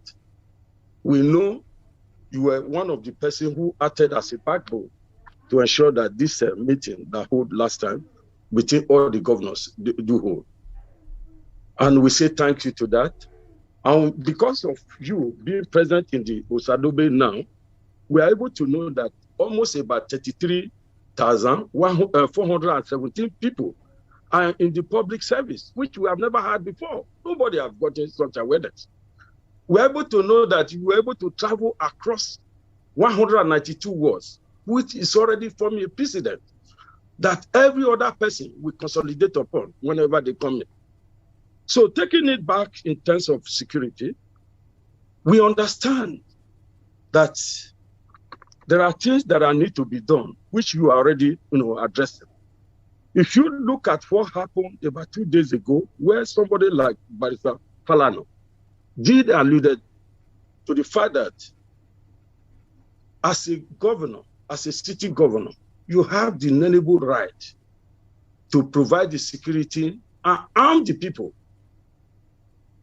And that has been seen in the case of Ngige sometime during Obasanjo regime. So I therefore urge you, or what are you doing? My question goes like this: what are you doing to ensure that you liaise with the government to see how they can give you license for about 10,000 people to enable Edo people, do what is needful? Thank you, sir. May God bless you, and may God bless Edo State. Thank you, sir. We have our 5 questions, sir. Following this, we'll move on to the chat because the HUS has a significant number of questions on daring. So, Mbia, please get ready. Thank you very much for those questions, and thank you, Loretta. Is it possible, Loretta, for us to have a printout of all the issues raised in the chat room, since you are having a recording, so that we can follow up on the issues raised? For Evangelist Peggy, you talked about street children. I'll be honest and confess that it's been a big problem because, Evangelist Ogbaide, sir. Peggy Ogbaide. You wake up some mornings and you just see these children on the streets. Apparently somebody has just come in and dumped them and left them, right? Or their parents are somewhere hiding and you don't know. You want to take them to arrest them and take them to school and they run away, right? It's been an issue. The Ministry of Social Development has been working very hard on it. The SUBEB, the State Universal Basic Education Board, have also been working on it. They're not, it's not that we don't want to get these children to school. It's like their parents would rather have them beg. And so what we're doing is to try and enforce the ban on street begging by these children. But there's something cultural about it that it's a challenge which we're working on. That's one thing I'll say, we need help in this area. Anthony talked about sustainability. For us, we rationalized it. We believe that what we're doing now is what will make mega sustainable. That is to get a lot of ownership. Make sure that you're not waiting on individuals. You're not waiting for another Obaseki or Philip Schreiber to come in to move Edo forward. You have institutions. You have people who are accountable, and there are checks on them. That's what we've been trying to do with this whole reform of the service, the reform of government systems and processes. Because that ties into Sunday Amayo's question of technology. How do you ensure there's a lot of more transparency in government so that you don't have to wait for me to come and do a presentation for you to know the number of people in the civil service, for you to know the permanent secretary in the Ministry of Urban Planning, for you to know that there is a project in to plan the Greater Benin City, or have a regional plan for Edo, or to check on where your CFO application is in government. When we are able to put in place the systems, then what we're doing is likely to be sustainable because people will see it. And when things are not going the way they expect, they'll scream, they'll shout. And when we're talking about ending godfatherism, that's what we meant. Because before now, it's who you know, who has access to power that determines what happens. But with what you have done for us by voting us in, we've essentially ended that whole thing about godfatherism. You don't have to have a godfather to be able to get a job in the civil service. The fact that you have a godfather does not mean that if you don't do your work you will not be sent out. Nobody is going to come and beg for you, or no, it will not be entertained because you are in one society or the other. Therefore, you can get away with, once we put in place systems, when we put in place procedures, once we're able to define structures, once we have technology, then we believe that what we have started can be sustained. And you don't have to spend 6 months before you have a transition from one government to the other, because it will be done in a few weeks during the transition period. Peggy talked about waste management. Yes, it's an area we're working very hard on. We're restructuring the whole waste collection process. First, right now, the issue of waste is with the local governments. And you will agree with me that the local governments are not as strong as they should be. They don't have the structures, they don't have adequate funding, and so they're not able to carry out this role as they should. But one of the things we're doing is to work with them, to strengthen them, to get the system to be sustainable, to make sure that we invest in dump sites, in waste separation facilities, and then monitor the waste managers so that once they move waste from their homes, they move them into a transfer center or a sorting center. All over the world today, waste can be wealth. So at that point, it can be sorted and then sent into the dump site, as the case may be. Part of the revenue collection, new revenue collection system is one that will also help us identify so that households can pay for their waste evacuation or waste collection. Thank you very much, Dominic, for your question on security. Yes, part of the security architecture we have put in place, like I said, is to leave security in the hands of the people. Security, like politics, is local. Nobody from the outside can, you can secure you are best suited to secure yourselves. It is, that we've seen from the experience, waiting for Abuja to come and secure you is not tenable anymore. However, we need to collaborate with them. So what we've done is to see how we can collaborate with the federal agencies. You will have read from the news, I went to the police training school in Ogeda last week, and to see how we can invest in the training facilities, in the obstacles there, and use that facility to train some of our own local vigilantes. So even eventually we have to arm them, then they would have received formal training on how to handle weapons. It's dangerous to just go and just give weapons to people indiscriminately without monitoring and also training them to be able to use these weapons. I believe I've answered all 5 questions. Thank you very much, Your Excellency. Isoke Ibie, you do have some number of chats that are very significant for the HOS to respond to. Do you want to read them out now, please? And just to kick off the chat while Isoke gets ready, I have a question here from Esosa in Canada saying, should we be worried? There seems to be a lot of ramblings within the state PDP. Are Edo State people safe? And there is another question here from Stanley Warrior in America, where he says that there is an increase in the indiscriminate selling of lands in Edo State by Edo youths to more than one owner. And this is negating the development of our state. Is there anything being done about this? Isoke, are you ready? Yes, I am. Okay. So I have, this is more of a contribution. Am I echoing? Sorry, could you put off your second device? Exactly. Okay.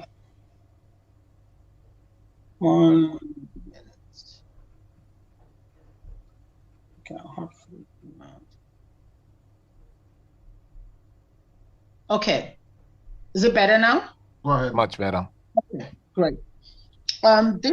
This is more of a contribution from Honorable Friday Itula, saying recruitment into the civil service should not be exclusively based on merit. that will exclude very many people who can also contribute in other ways towards a viral service. And then another one from Johnny Akbitanyi from Canada. Thank you, Barrister Okungbowa, for the wonderful presentation. I understand that we're planning to do a lot of process re-engineering and environment and improvement work. How do we ensure the current employees are being put into consideration without fear of losing their job? I know for sure, based on my personal experience, that once we start talking about re-engineering, it creates fear, conflicts among stakeholders. How do we eradicate such fears?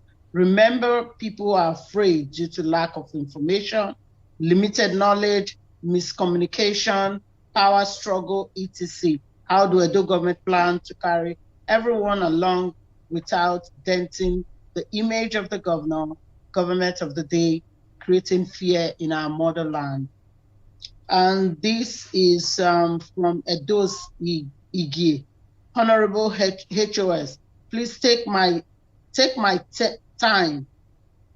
take on lean civil service is to be able to build a robust service that can deliver quality service anytime, any day, anytime. However is doing this, let's try to make sure that workers are not laid off. A lot of people seem to be very concerned about that.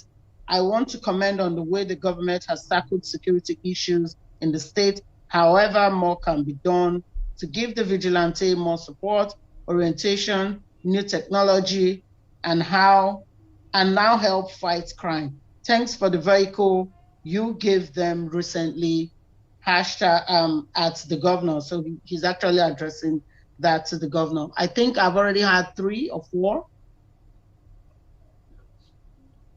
Should I still go ahead?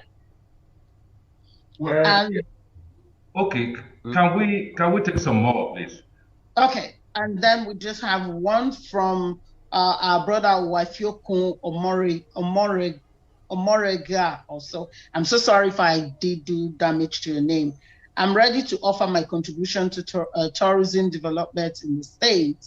I'm not seeking for a political appointment. I'm currently employed at as the general manager, research planning and projects by the Cross River State Tourism Bureau, Calabar.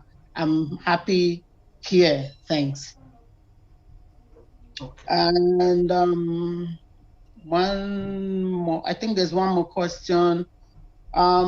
Is the governor intending to upgrade the local airports to the international airports to sustain the key driver of foreign access and enabler of development?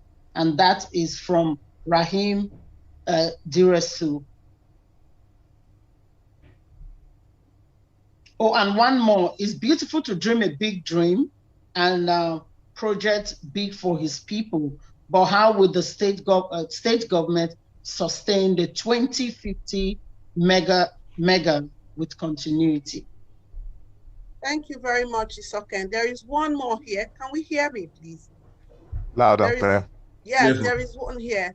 Nosa Robert is asking, can this present state government create for all children, both youth, elders? I think he's referring to the vulnerable, Edo Dream. I think that has been answered. Mr. Osaenha Endurance, who resides in East London, South Africa, says, most children born with hearing loss in Edo State end up in special schools due to lack of early intervention and rehabilitation in the state. Are there plans in place for this? I think this has also been taken before. So if we let these run, thank you very much, Your Excellencies. Okay.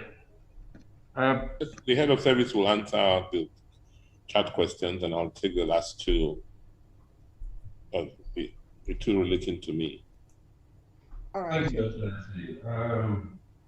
Well, on the comment by Honorable Friday Itola on the issue of not making the recruitment process completely merit-based.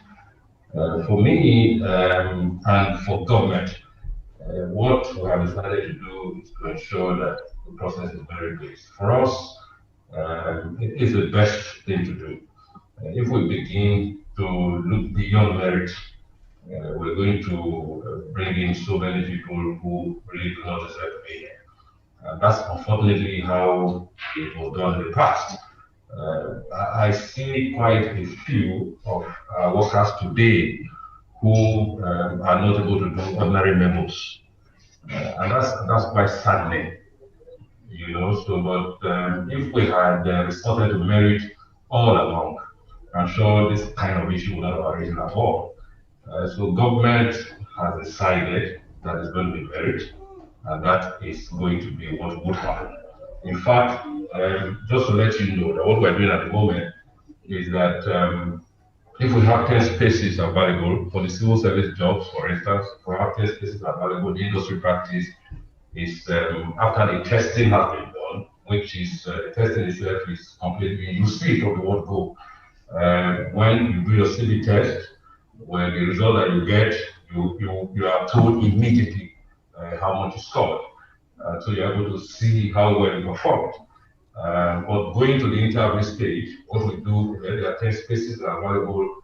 The industry practice is that we invite 30, and so we place the candidates in their order of from the first to the last.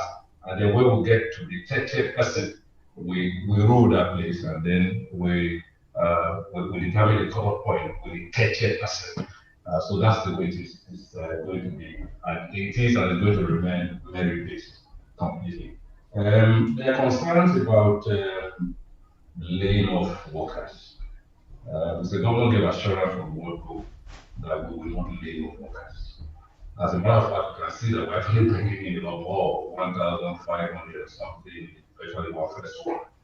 That's a lot, and in fact, that's never happened with the state. First time it's happening. What that means is that there are many critical vacancies that need to be filled. And we're bringing in this person to fill those vacancies. However, the way we are going with the development of scorecards, it's easy for you to know whether you're doing well or you're not doing well. And I think that some people may have to, on their own, exit the system when they find that they cannot cope. Because technology is going to be involved, and the governor has said that he will be the last government in the state to treat memos by memos that are not by manual means. It's going to be electronic, and so if you cannot afford, if you cannot, fit in, you may have to, on your own, exit the system. But Mr. Gowa has given his assurances that he will not sack anybody, and that's the way we are proceeding. I think I don't think there are other questions that I left out. Those are the two that I can immediately remember. Forgive me. Yeah, thank you very much, Head of Service. Just like we said, we will provide as much support and training to people, current staff of government in the public services, in the hope that they can improve service delivery. But it will be unfair to continue to spend taxpayers' money on people who are not working or don't have the capacity to work for what we're paying them on. Like we said in the beginning, we pay 40 billion Naira every year. I mean, it's only fair that we get the value for what we're paying for, and that value will come in the form of services to our people. And I'm sure you will not encourage us to allow people to continue, in the tradition of the past where they don't even come to work, they just get paid. Some people are abroad and they get paid locally. I mean, that is just not fair. It's not the right thing to do. You talked about sustaining mega. I thought I mentioned in one of my interventions or responses that the only way to sustain a vision like this is first to get, in mass participation, get all of you involved, all of you to know that this is where we are going. And this is how the plan on how to get there.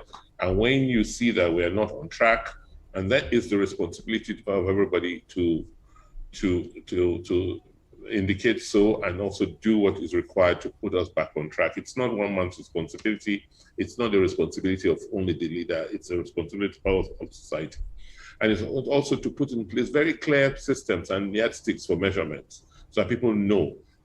Like a child in primary 6 today must understand that, look, in 3-4 years' time, government said they will do X, Y, Z for us in terms of training us or giving us vocational skills so that by the time we finish SSS3 and going to university, we also already have a vocational skill. If that is one of the things we've agreed, for instance, then we will not have to say this is how it's going to be done, and everybody will measure it or monitor it.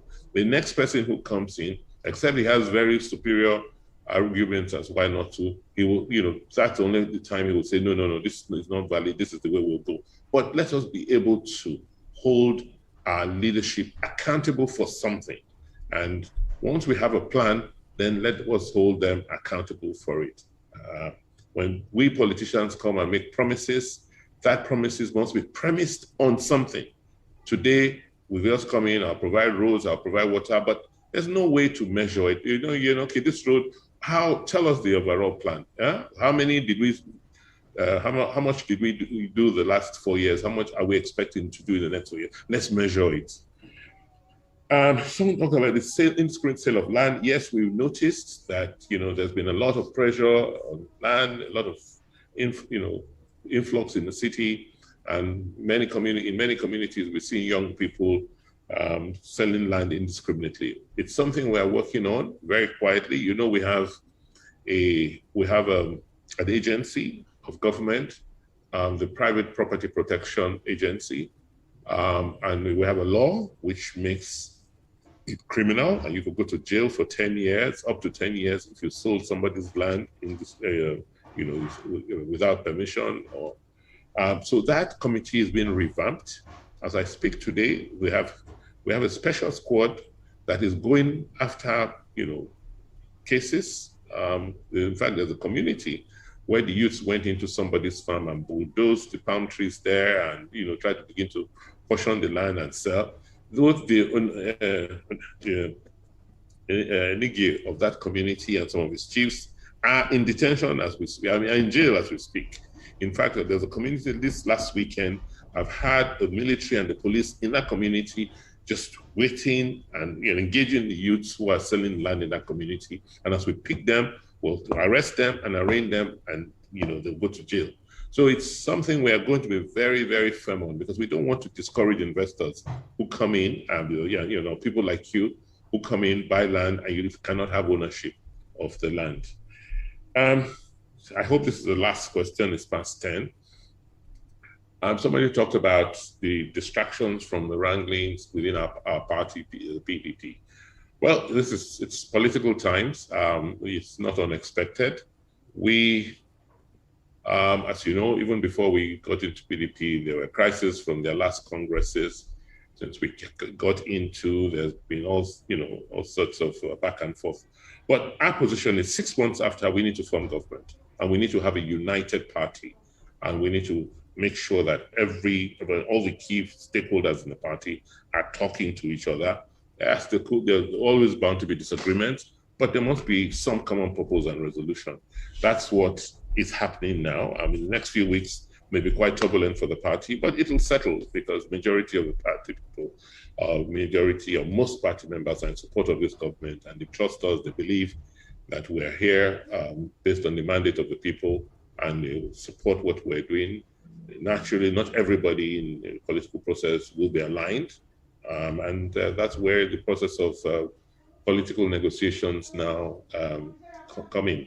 So yes, I'll be the last person to deceive you that, it's easy, it's not, a problem. It is a problem. There's three elements. You have the people who came with me into PDP. You had the old PDP people. Some of them felt disgruntled, or they felt that they have been shortchanged from the last Congress they did. There are those who are in the executive who felt that, okay, they came in, they were appointed officers of, by virtue of the Congress, and therefore the constitutional party gives them power. But I'm saying, it doesn't really matter. You have to negotiate. Everybody has to give something, and it has to be give and take, so that we can have harmony. So we'll go through it. It's a common occurrence in politics. It's nothing to worry about, and it will not affect governance. It will not affect governance seriously. We will get it past us and we move on. So if you don't mind, Loretta, it's been a long evening for all of us. I can see some people dozing off already, right? And to say, I'm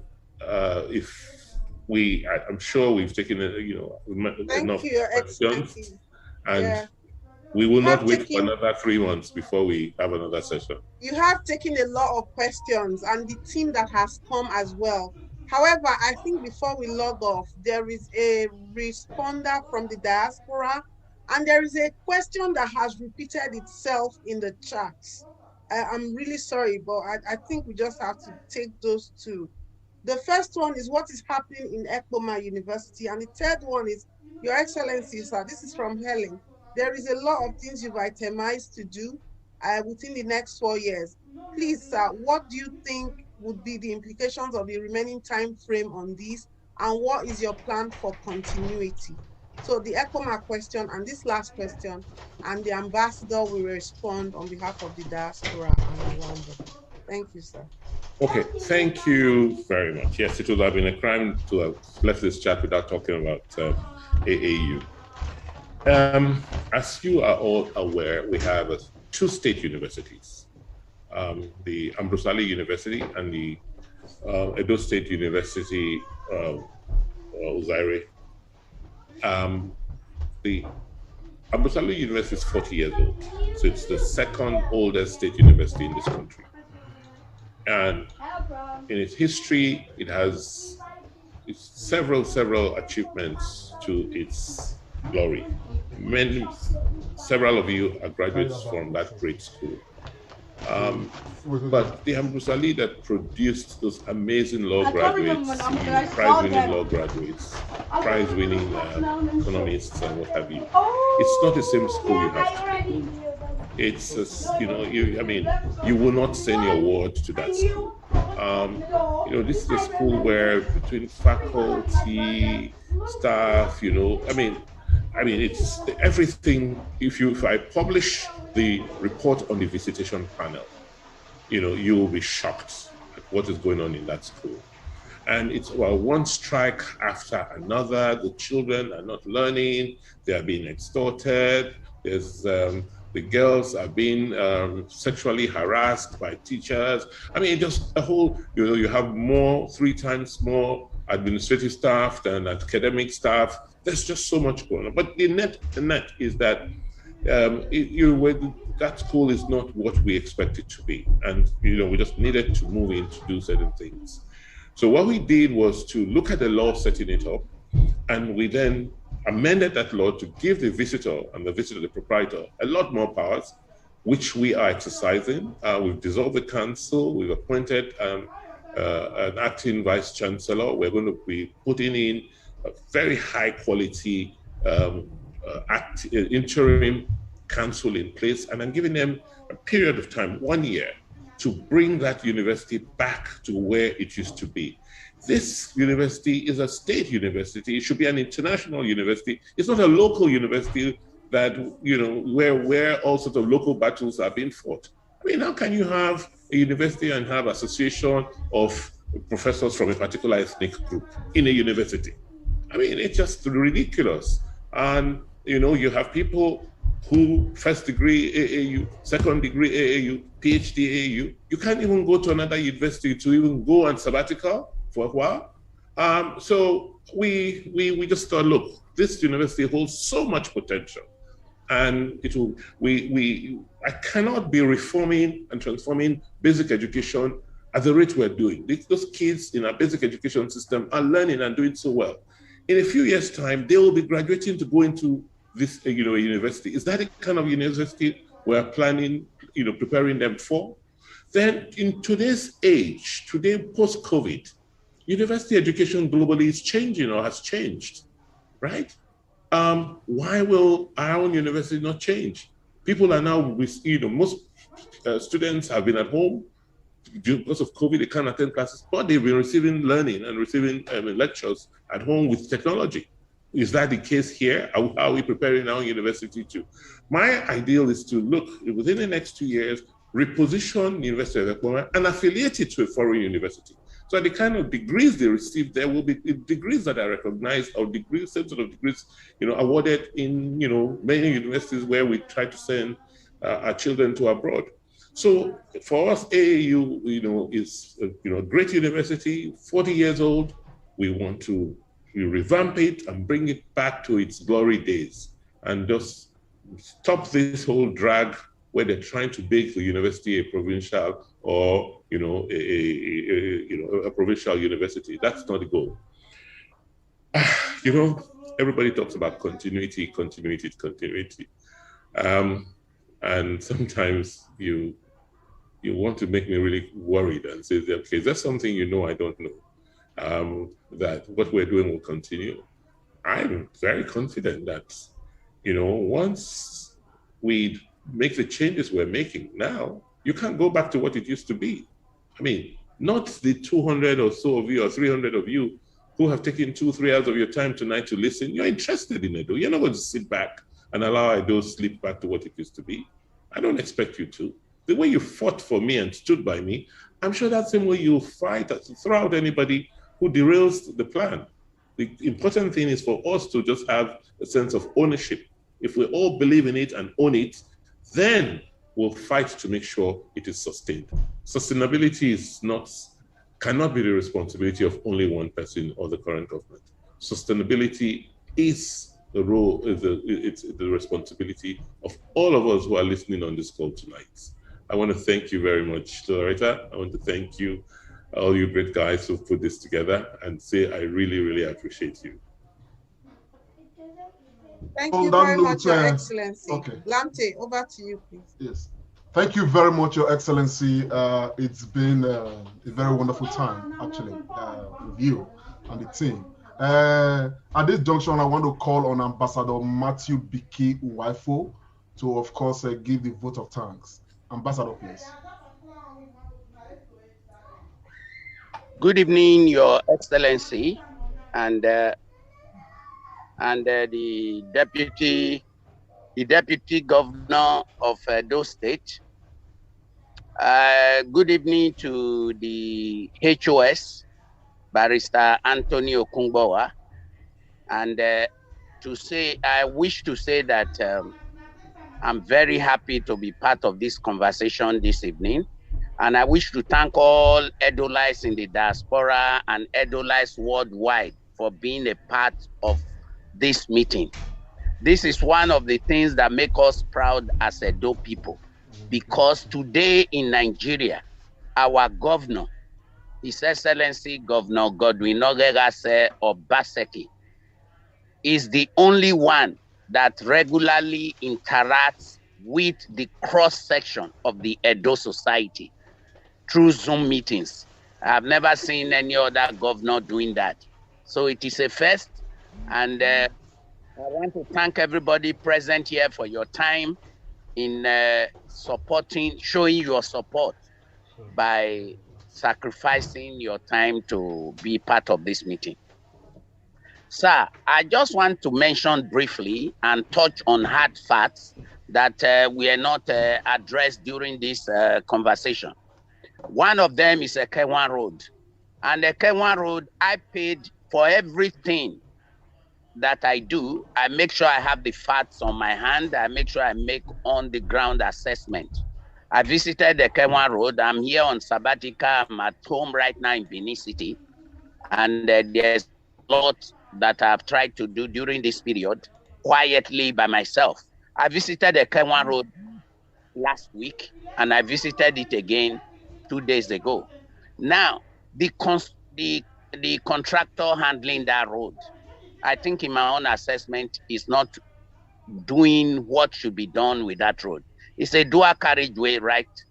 And the laying foundations for dual carriageway takes a little bit longer. Yes, but I traveled all the way from Oba Market Road Junction up to past Agbonifo's Church, climb it through Sakpama's Hotel by the left there, and straight to Ugbioko. And all throughout, I only found one tipper. carrying sand, and then some earth-moving equipment just parked by the roadside. And then when you pass there, coming from Agbonifo's church up to First Bank, they are laying some bricks, some side curbs on the road. And the normal practice that I know the world over is that you finish constructing a road before you start laying pegs, and you start laying curbs, and they are laying curbs. And also we said, okay, the rains are disturbing them. Maybe that is why they are not working. But they carry sand, they pour it on the road, earth-filling sand. And when the rain falls, it turns very muddy. This approach, like it's done everywhere I've visited, Ebonyi State, Kenya, Tanzania, and so on, even South Africa, is that when you are doing a dual carriageway, you start on one side. When that side, you construct it up to a point, you now open the other, you close the other side, construct that side, you construct it up to a point, you open it, and then you start constructing the other side. I think the contract play in conflicting situation. They think about the comfort of the people, because a lot of phone calls, a lot of complaints have come because of Ekenwa Road not being handled the right way. And the question has been this: is it that the state government did not pay the contractors, or there's no money to pay the contractors? What exactly is happening about Ekenwa Road? We also go to Technical Road. The edge, I visited it and I saw earth moving equipment time ago, digging gutters on the road. But after they removed it and brought a lot of foreigners, Hausa and so on, who are now digging those same gutters with hoes and shovels. I don't, it quite says me, construction firm should lead that out and bring people from other states to start digging gutters in our place. And after talking about that, sir, I wish to quickly mention to every Edolite in the diaspora, please, you see, you cannot ride on propaganda. You cannot keep going with whatever you hear on the internet or anything. Try to find out your facts. And once you have seen the facts, then you can judge the right situation.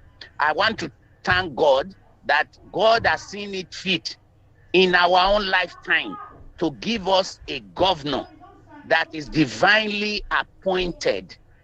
The Ematon one. Ematon in Benin language is iron. You cannot break iron with your hands. And we have an iron in State House. If not, a lot of things would have gone down. And finally, for the diaspora people, please, everywhere security, security, security. I've been here now for over 100 days. And I can assure everybody that when I made a video 3 months ago, that was in December and January, that the state governor has put in apparatuses that we will soon see the results. People thought I was joking. Now the results are there. Please, Edo State is calm. If you want to come and invest, come and invest. A lazy man blames his tools. Stop talking about security. And security right now has been revolutionized. Everybody from Edo North, Edo Central is involved in this. The keke nape drivers, the man on the street, the villagers, everybody is now involved in this revolution. So what I would say is that Edo State is calm and people should come in. And I equally want to thank Yusuf Haruna, the special advisor or the man the governor put in charge for of the vigilantes. I visited his office. I saw what was going on. That was 2 months ago. And I also visited different villages and different areas of Edo State. And I was able to see that the security apparatus of the governor is working on the ground. And people from Uronigbe, a lot talk a lot and this, but I was able to see within myself. I spent 3 days in Uronigbe. Uronigbe rubber estate was not invaded by Fulani herdsmen. The forest on the old road, because there are 2 roads to Uronigbe, Agbo Road and the old road. On that old road side, it's always lonely when people are moving. But even on that side, it is very, very safe now. So please, let us not dwell on self-hate. Let us promote Edo State by our own selves. Let us love ourselves. to know that we are in a paradigm shift right now, and the mega agenda is not only for our generation. Maybe some of us, may God's name be praised, might not even be there in 2050, but we would have been a part of something, a legacy being left. So I want to thank everybody for being present this evening, and I want to assure everybody in the diaspora that your government knows what it's doing, and it is a people-oriented government. I'm neither a PDP or APC. I am just a man with a passion for Edo State. And for people, please, I want to say it. I see the problems in PDP as the tiniest storm in the tiniest cup. It will take care of itself. Let us involve ourselves in development matters. That is a party issue, and I'm very sure that the governor, the deputy governor, Philip Shaibu, the SSG, and all those people involved in the political affairs of the state can best settle that matter themselves. Let us stop spreading propaganda. Thank you all for listening to me, and thank you, Your Excellency, for briefing your people and being people-oriented. And once again, HOS, you've done a very beautiful work with the transition committee, because they visited every strata of the society to seek their views. And I want to thank Austin Osakwe for his contributions, which have been very unique, and his education this evening, which has put all of us at ease. God bless Edo State, God bless the governor, and God bless every Edo person worldwide, especially those in the diaspora. God bless you all.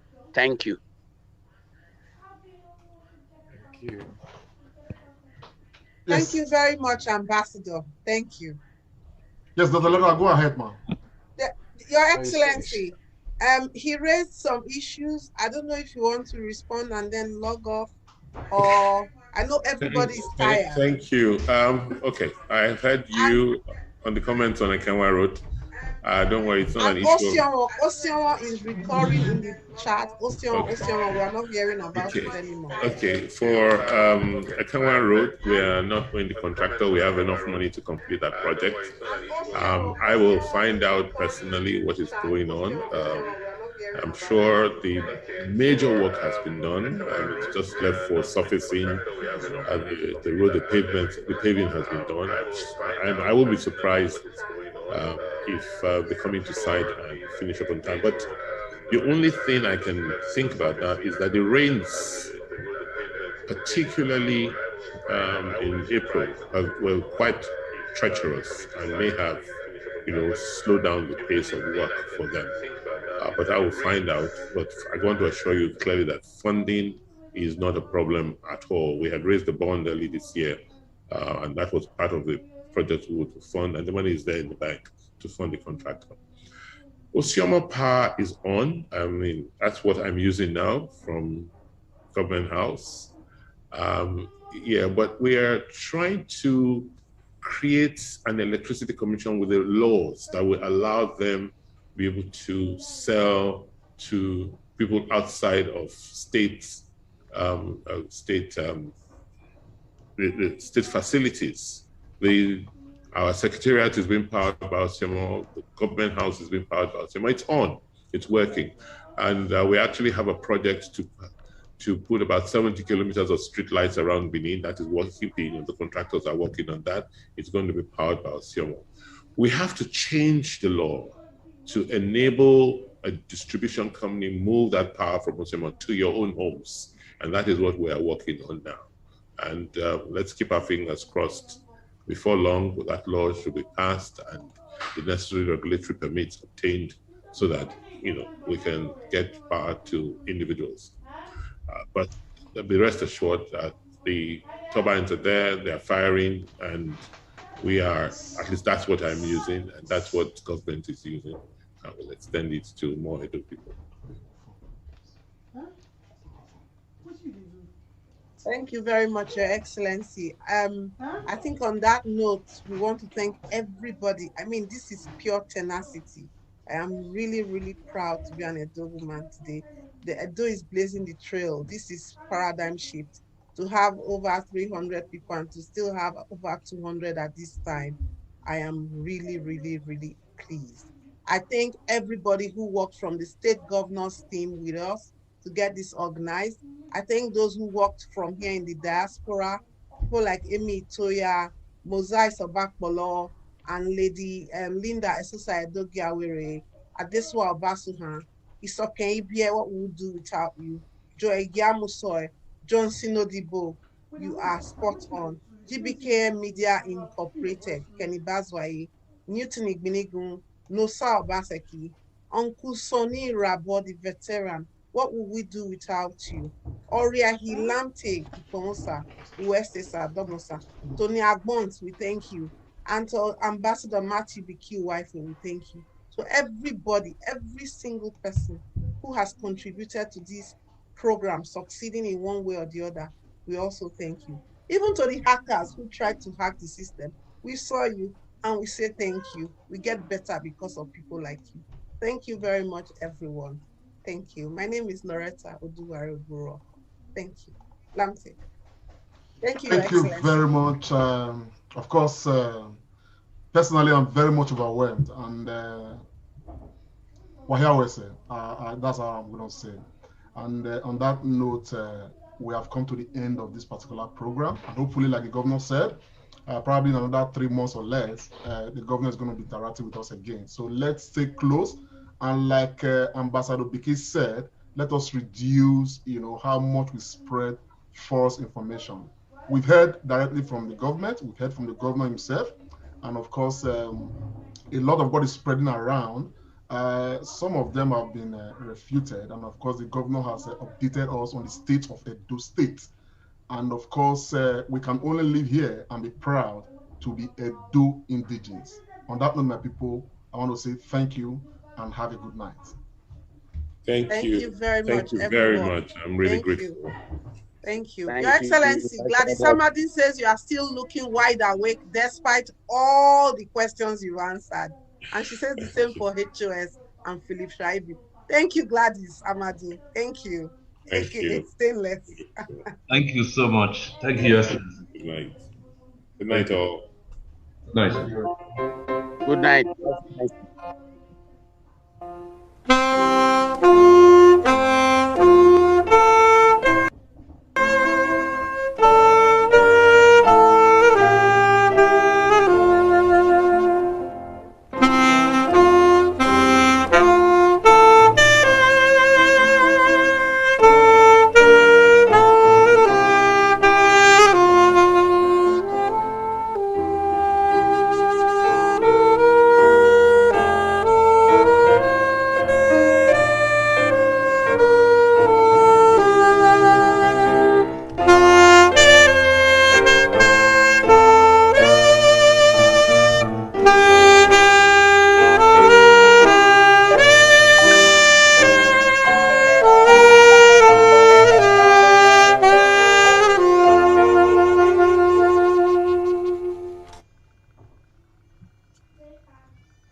Iwie doni hiane sesese ni enegbe wahia mwegbe na ya simi usige na donu gboriri won me nana wege ya fian ga yarame na gije na afian ma gige abie abi pata izigan ke wa kanapa na si ari yoto hian yewo wa kine pe na mu ewe utezi edega mu ihun kioma umiewo ni ari abayo aba kumazi sokpan magazo ebi o na ruru pa yotebo ma biebi yari doha ona iwinari oba pa zevi dolewo we na ruru pari dun yedogbonu ye yari ye nwana aba yo bolugi biebi na aduza ere ni ma yari dora bi efan we ribe dora angeli owu pare do otu angeli paru hun otagbon tuyuku gbagba yone be ni ara ya wi yobo nu pa mi na gba odin do ya usetin ti hun taro tuna comrade lamte Oriahi. Uvien Owutamuta +4474 438 229 094. Edonu Zomo. Agege Yuwabo Urupa Mahin. Lighting up Edo State together. Be a light angel to Edo State. Donate light to your street today. Let's do it together. This is the Commerce Show.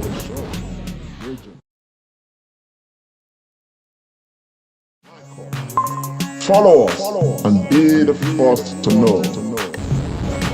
This is the Commerce Show. The Commerce Show with Comrade Lamte Oriaki, live on Facebook and YouTube.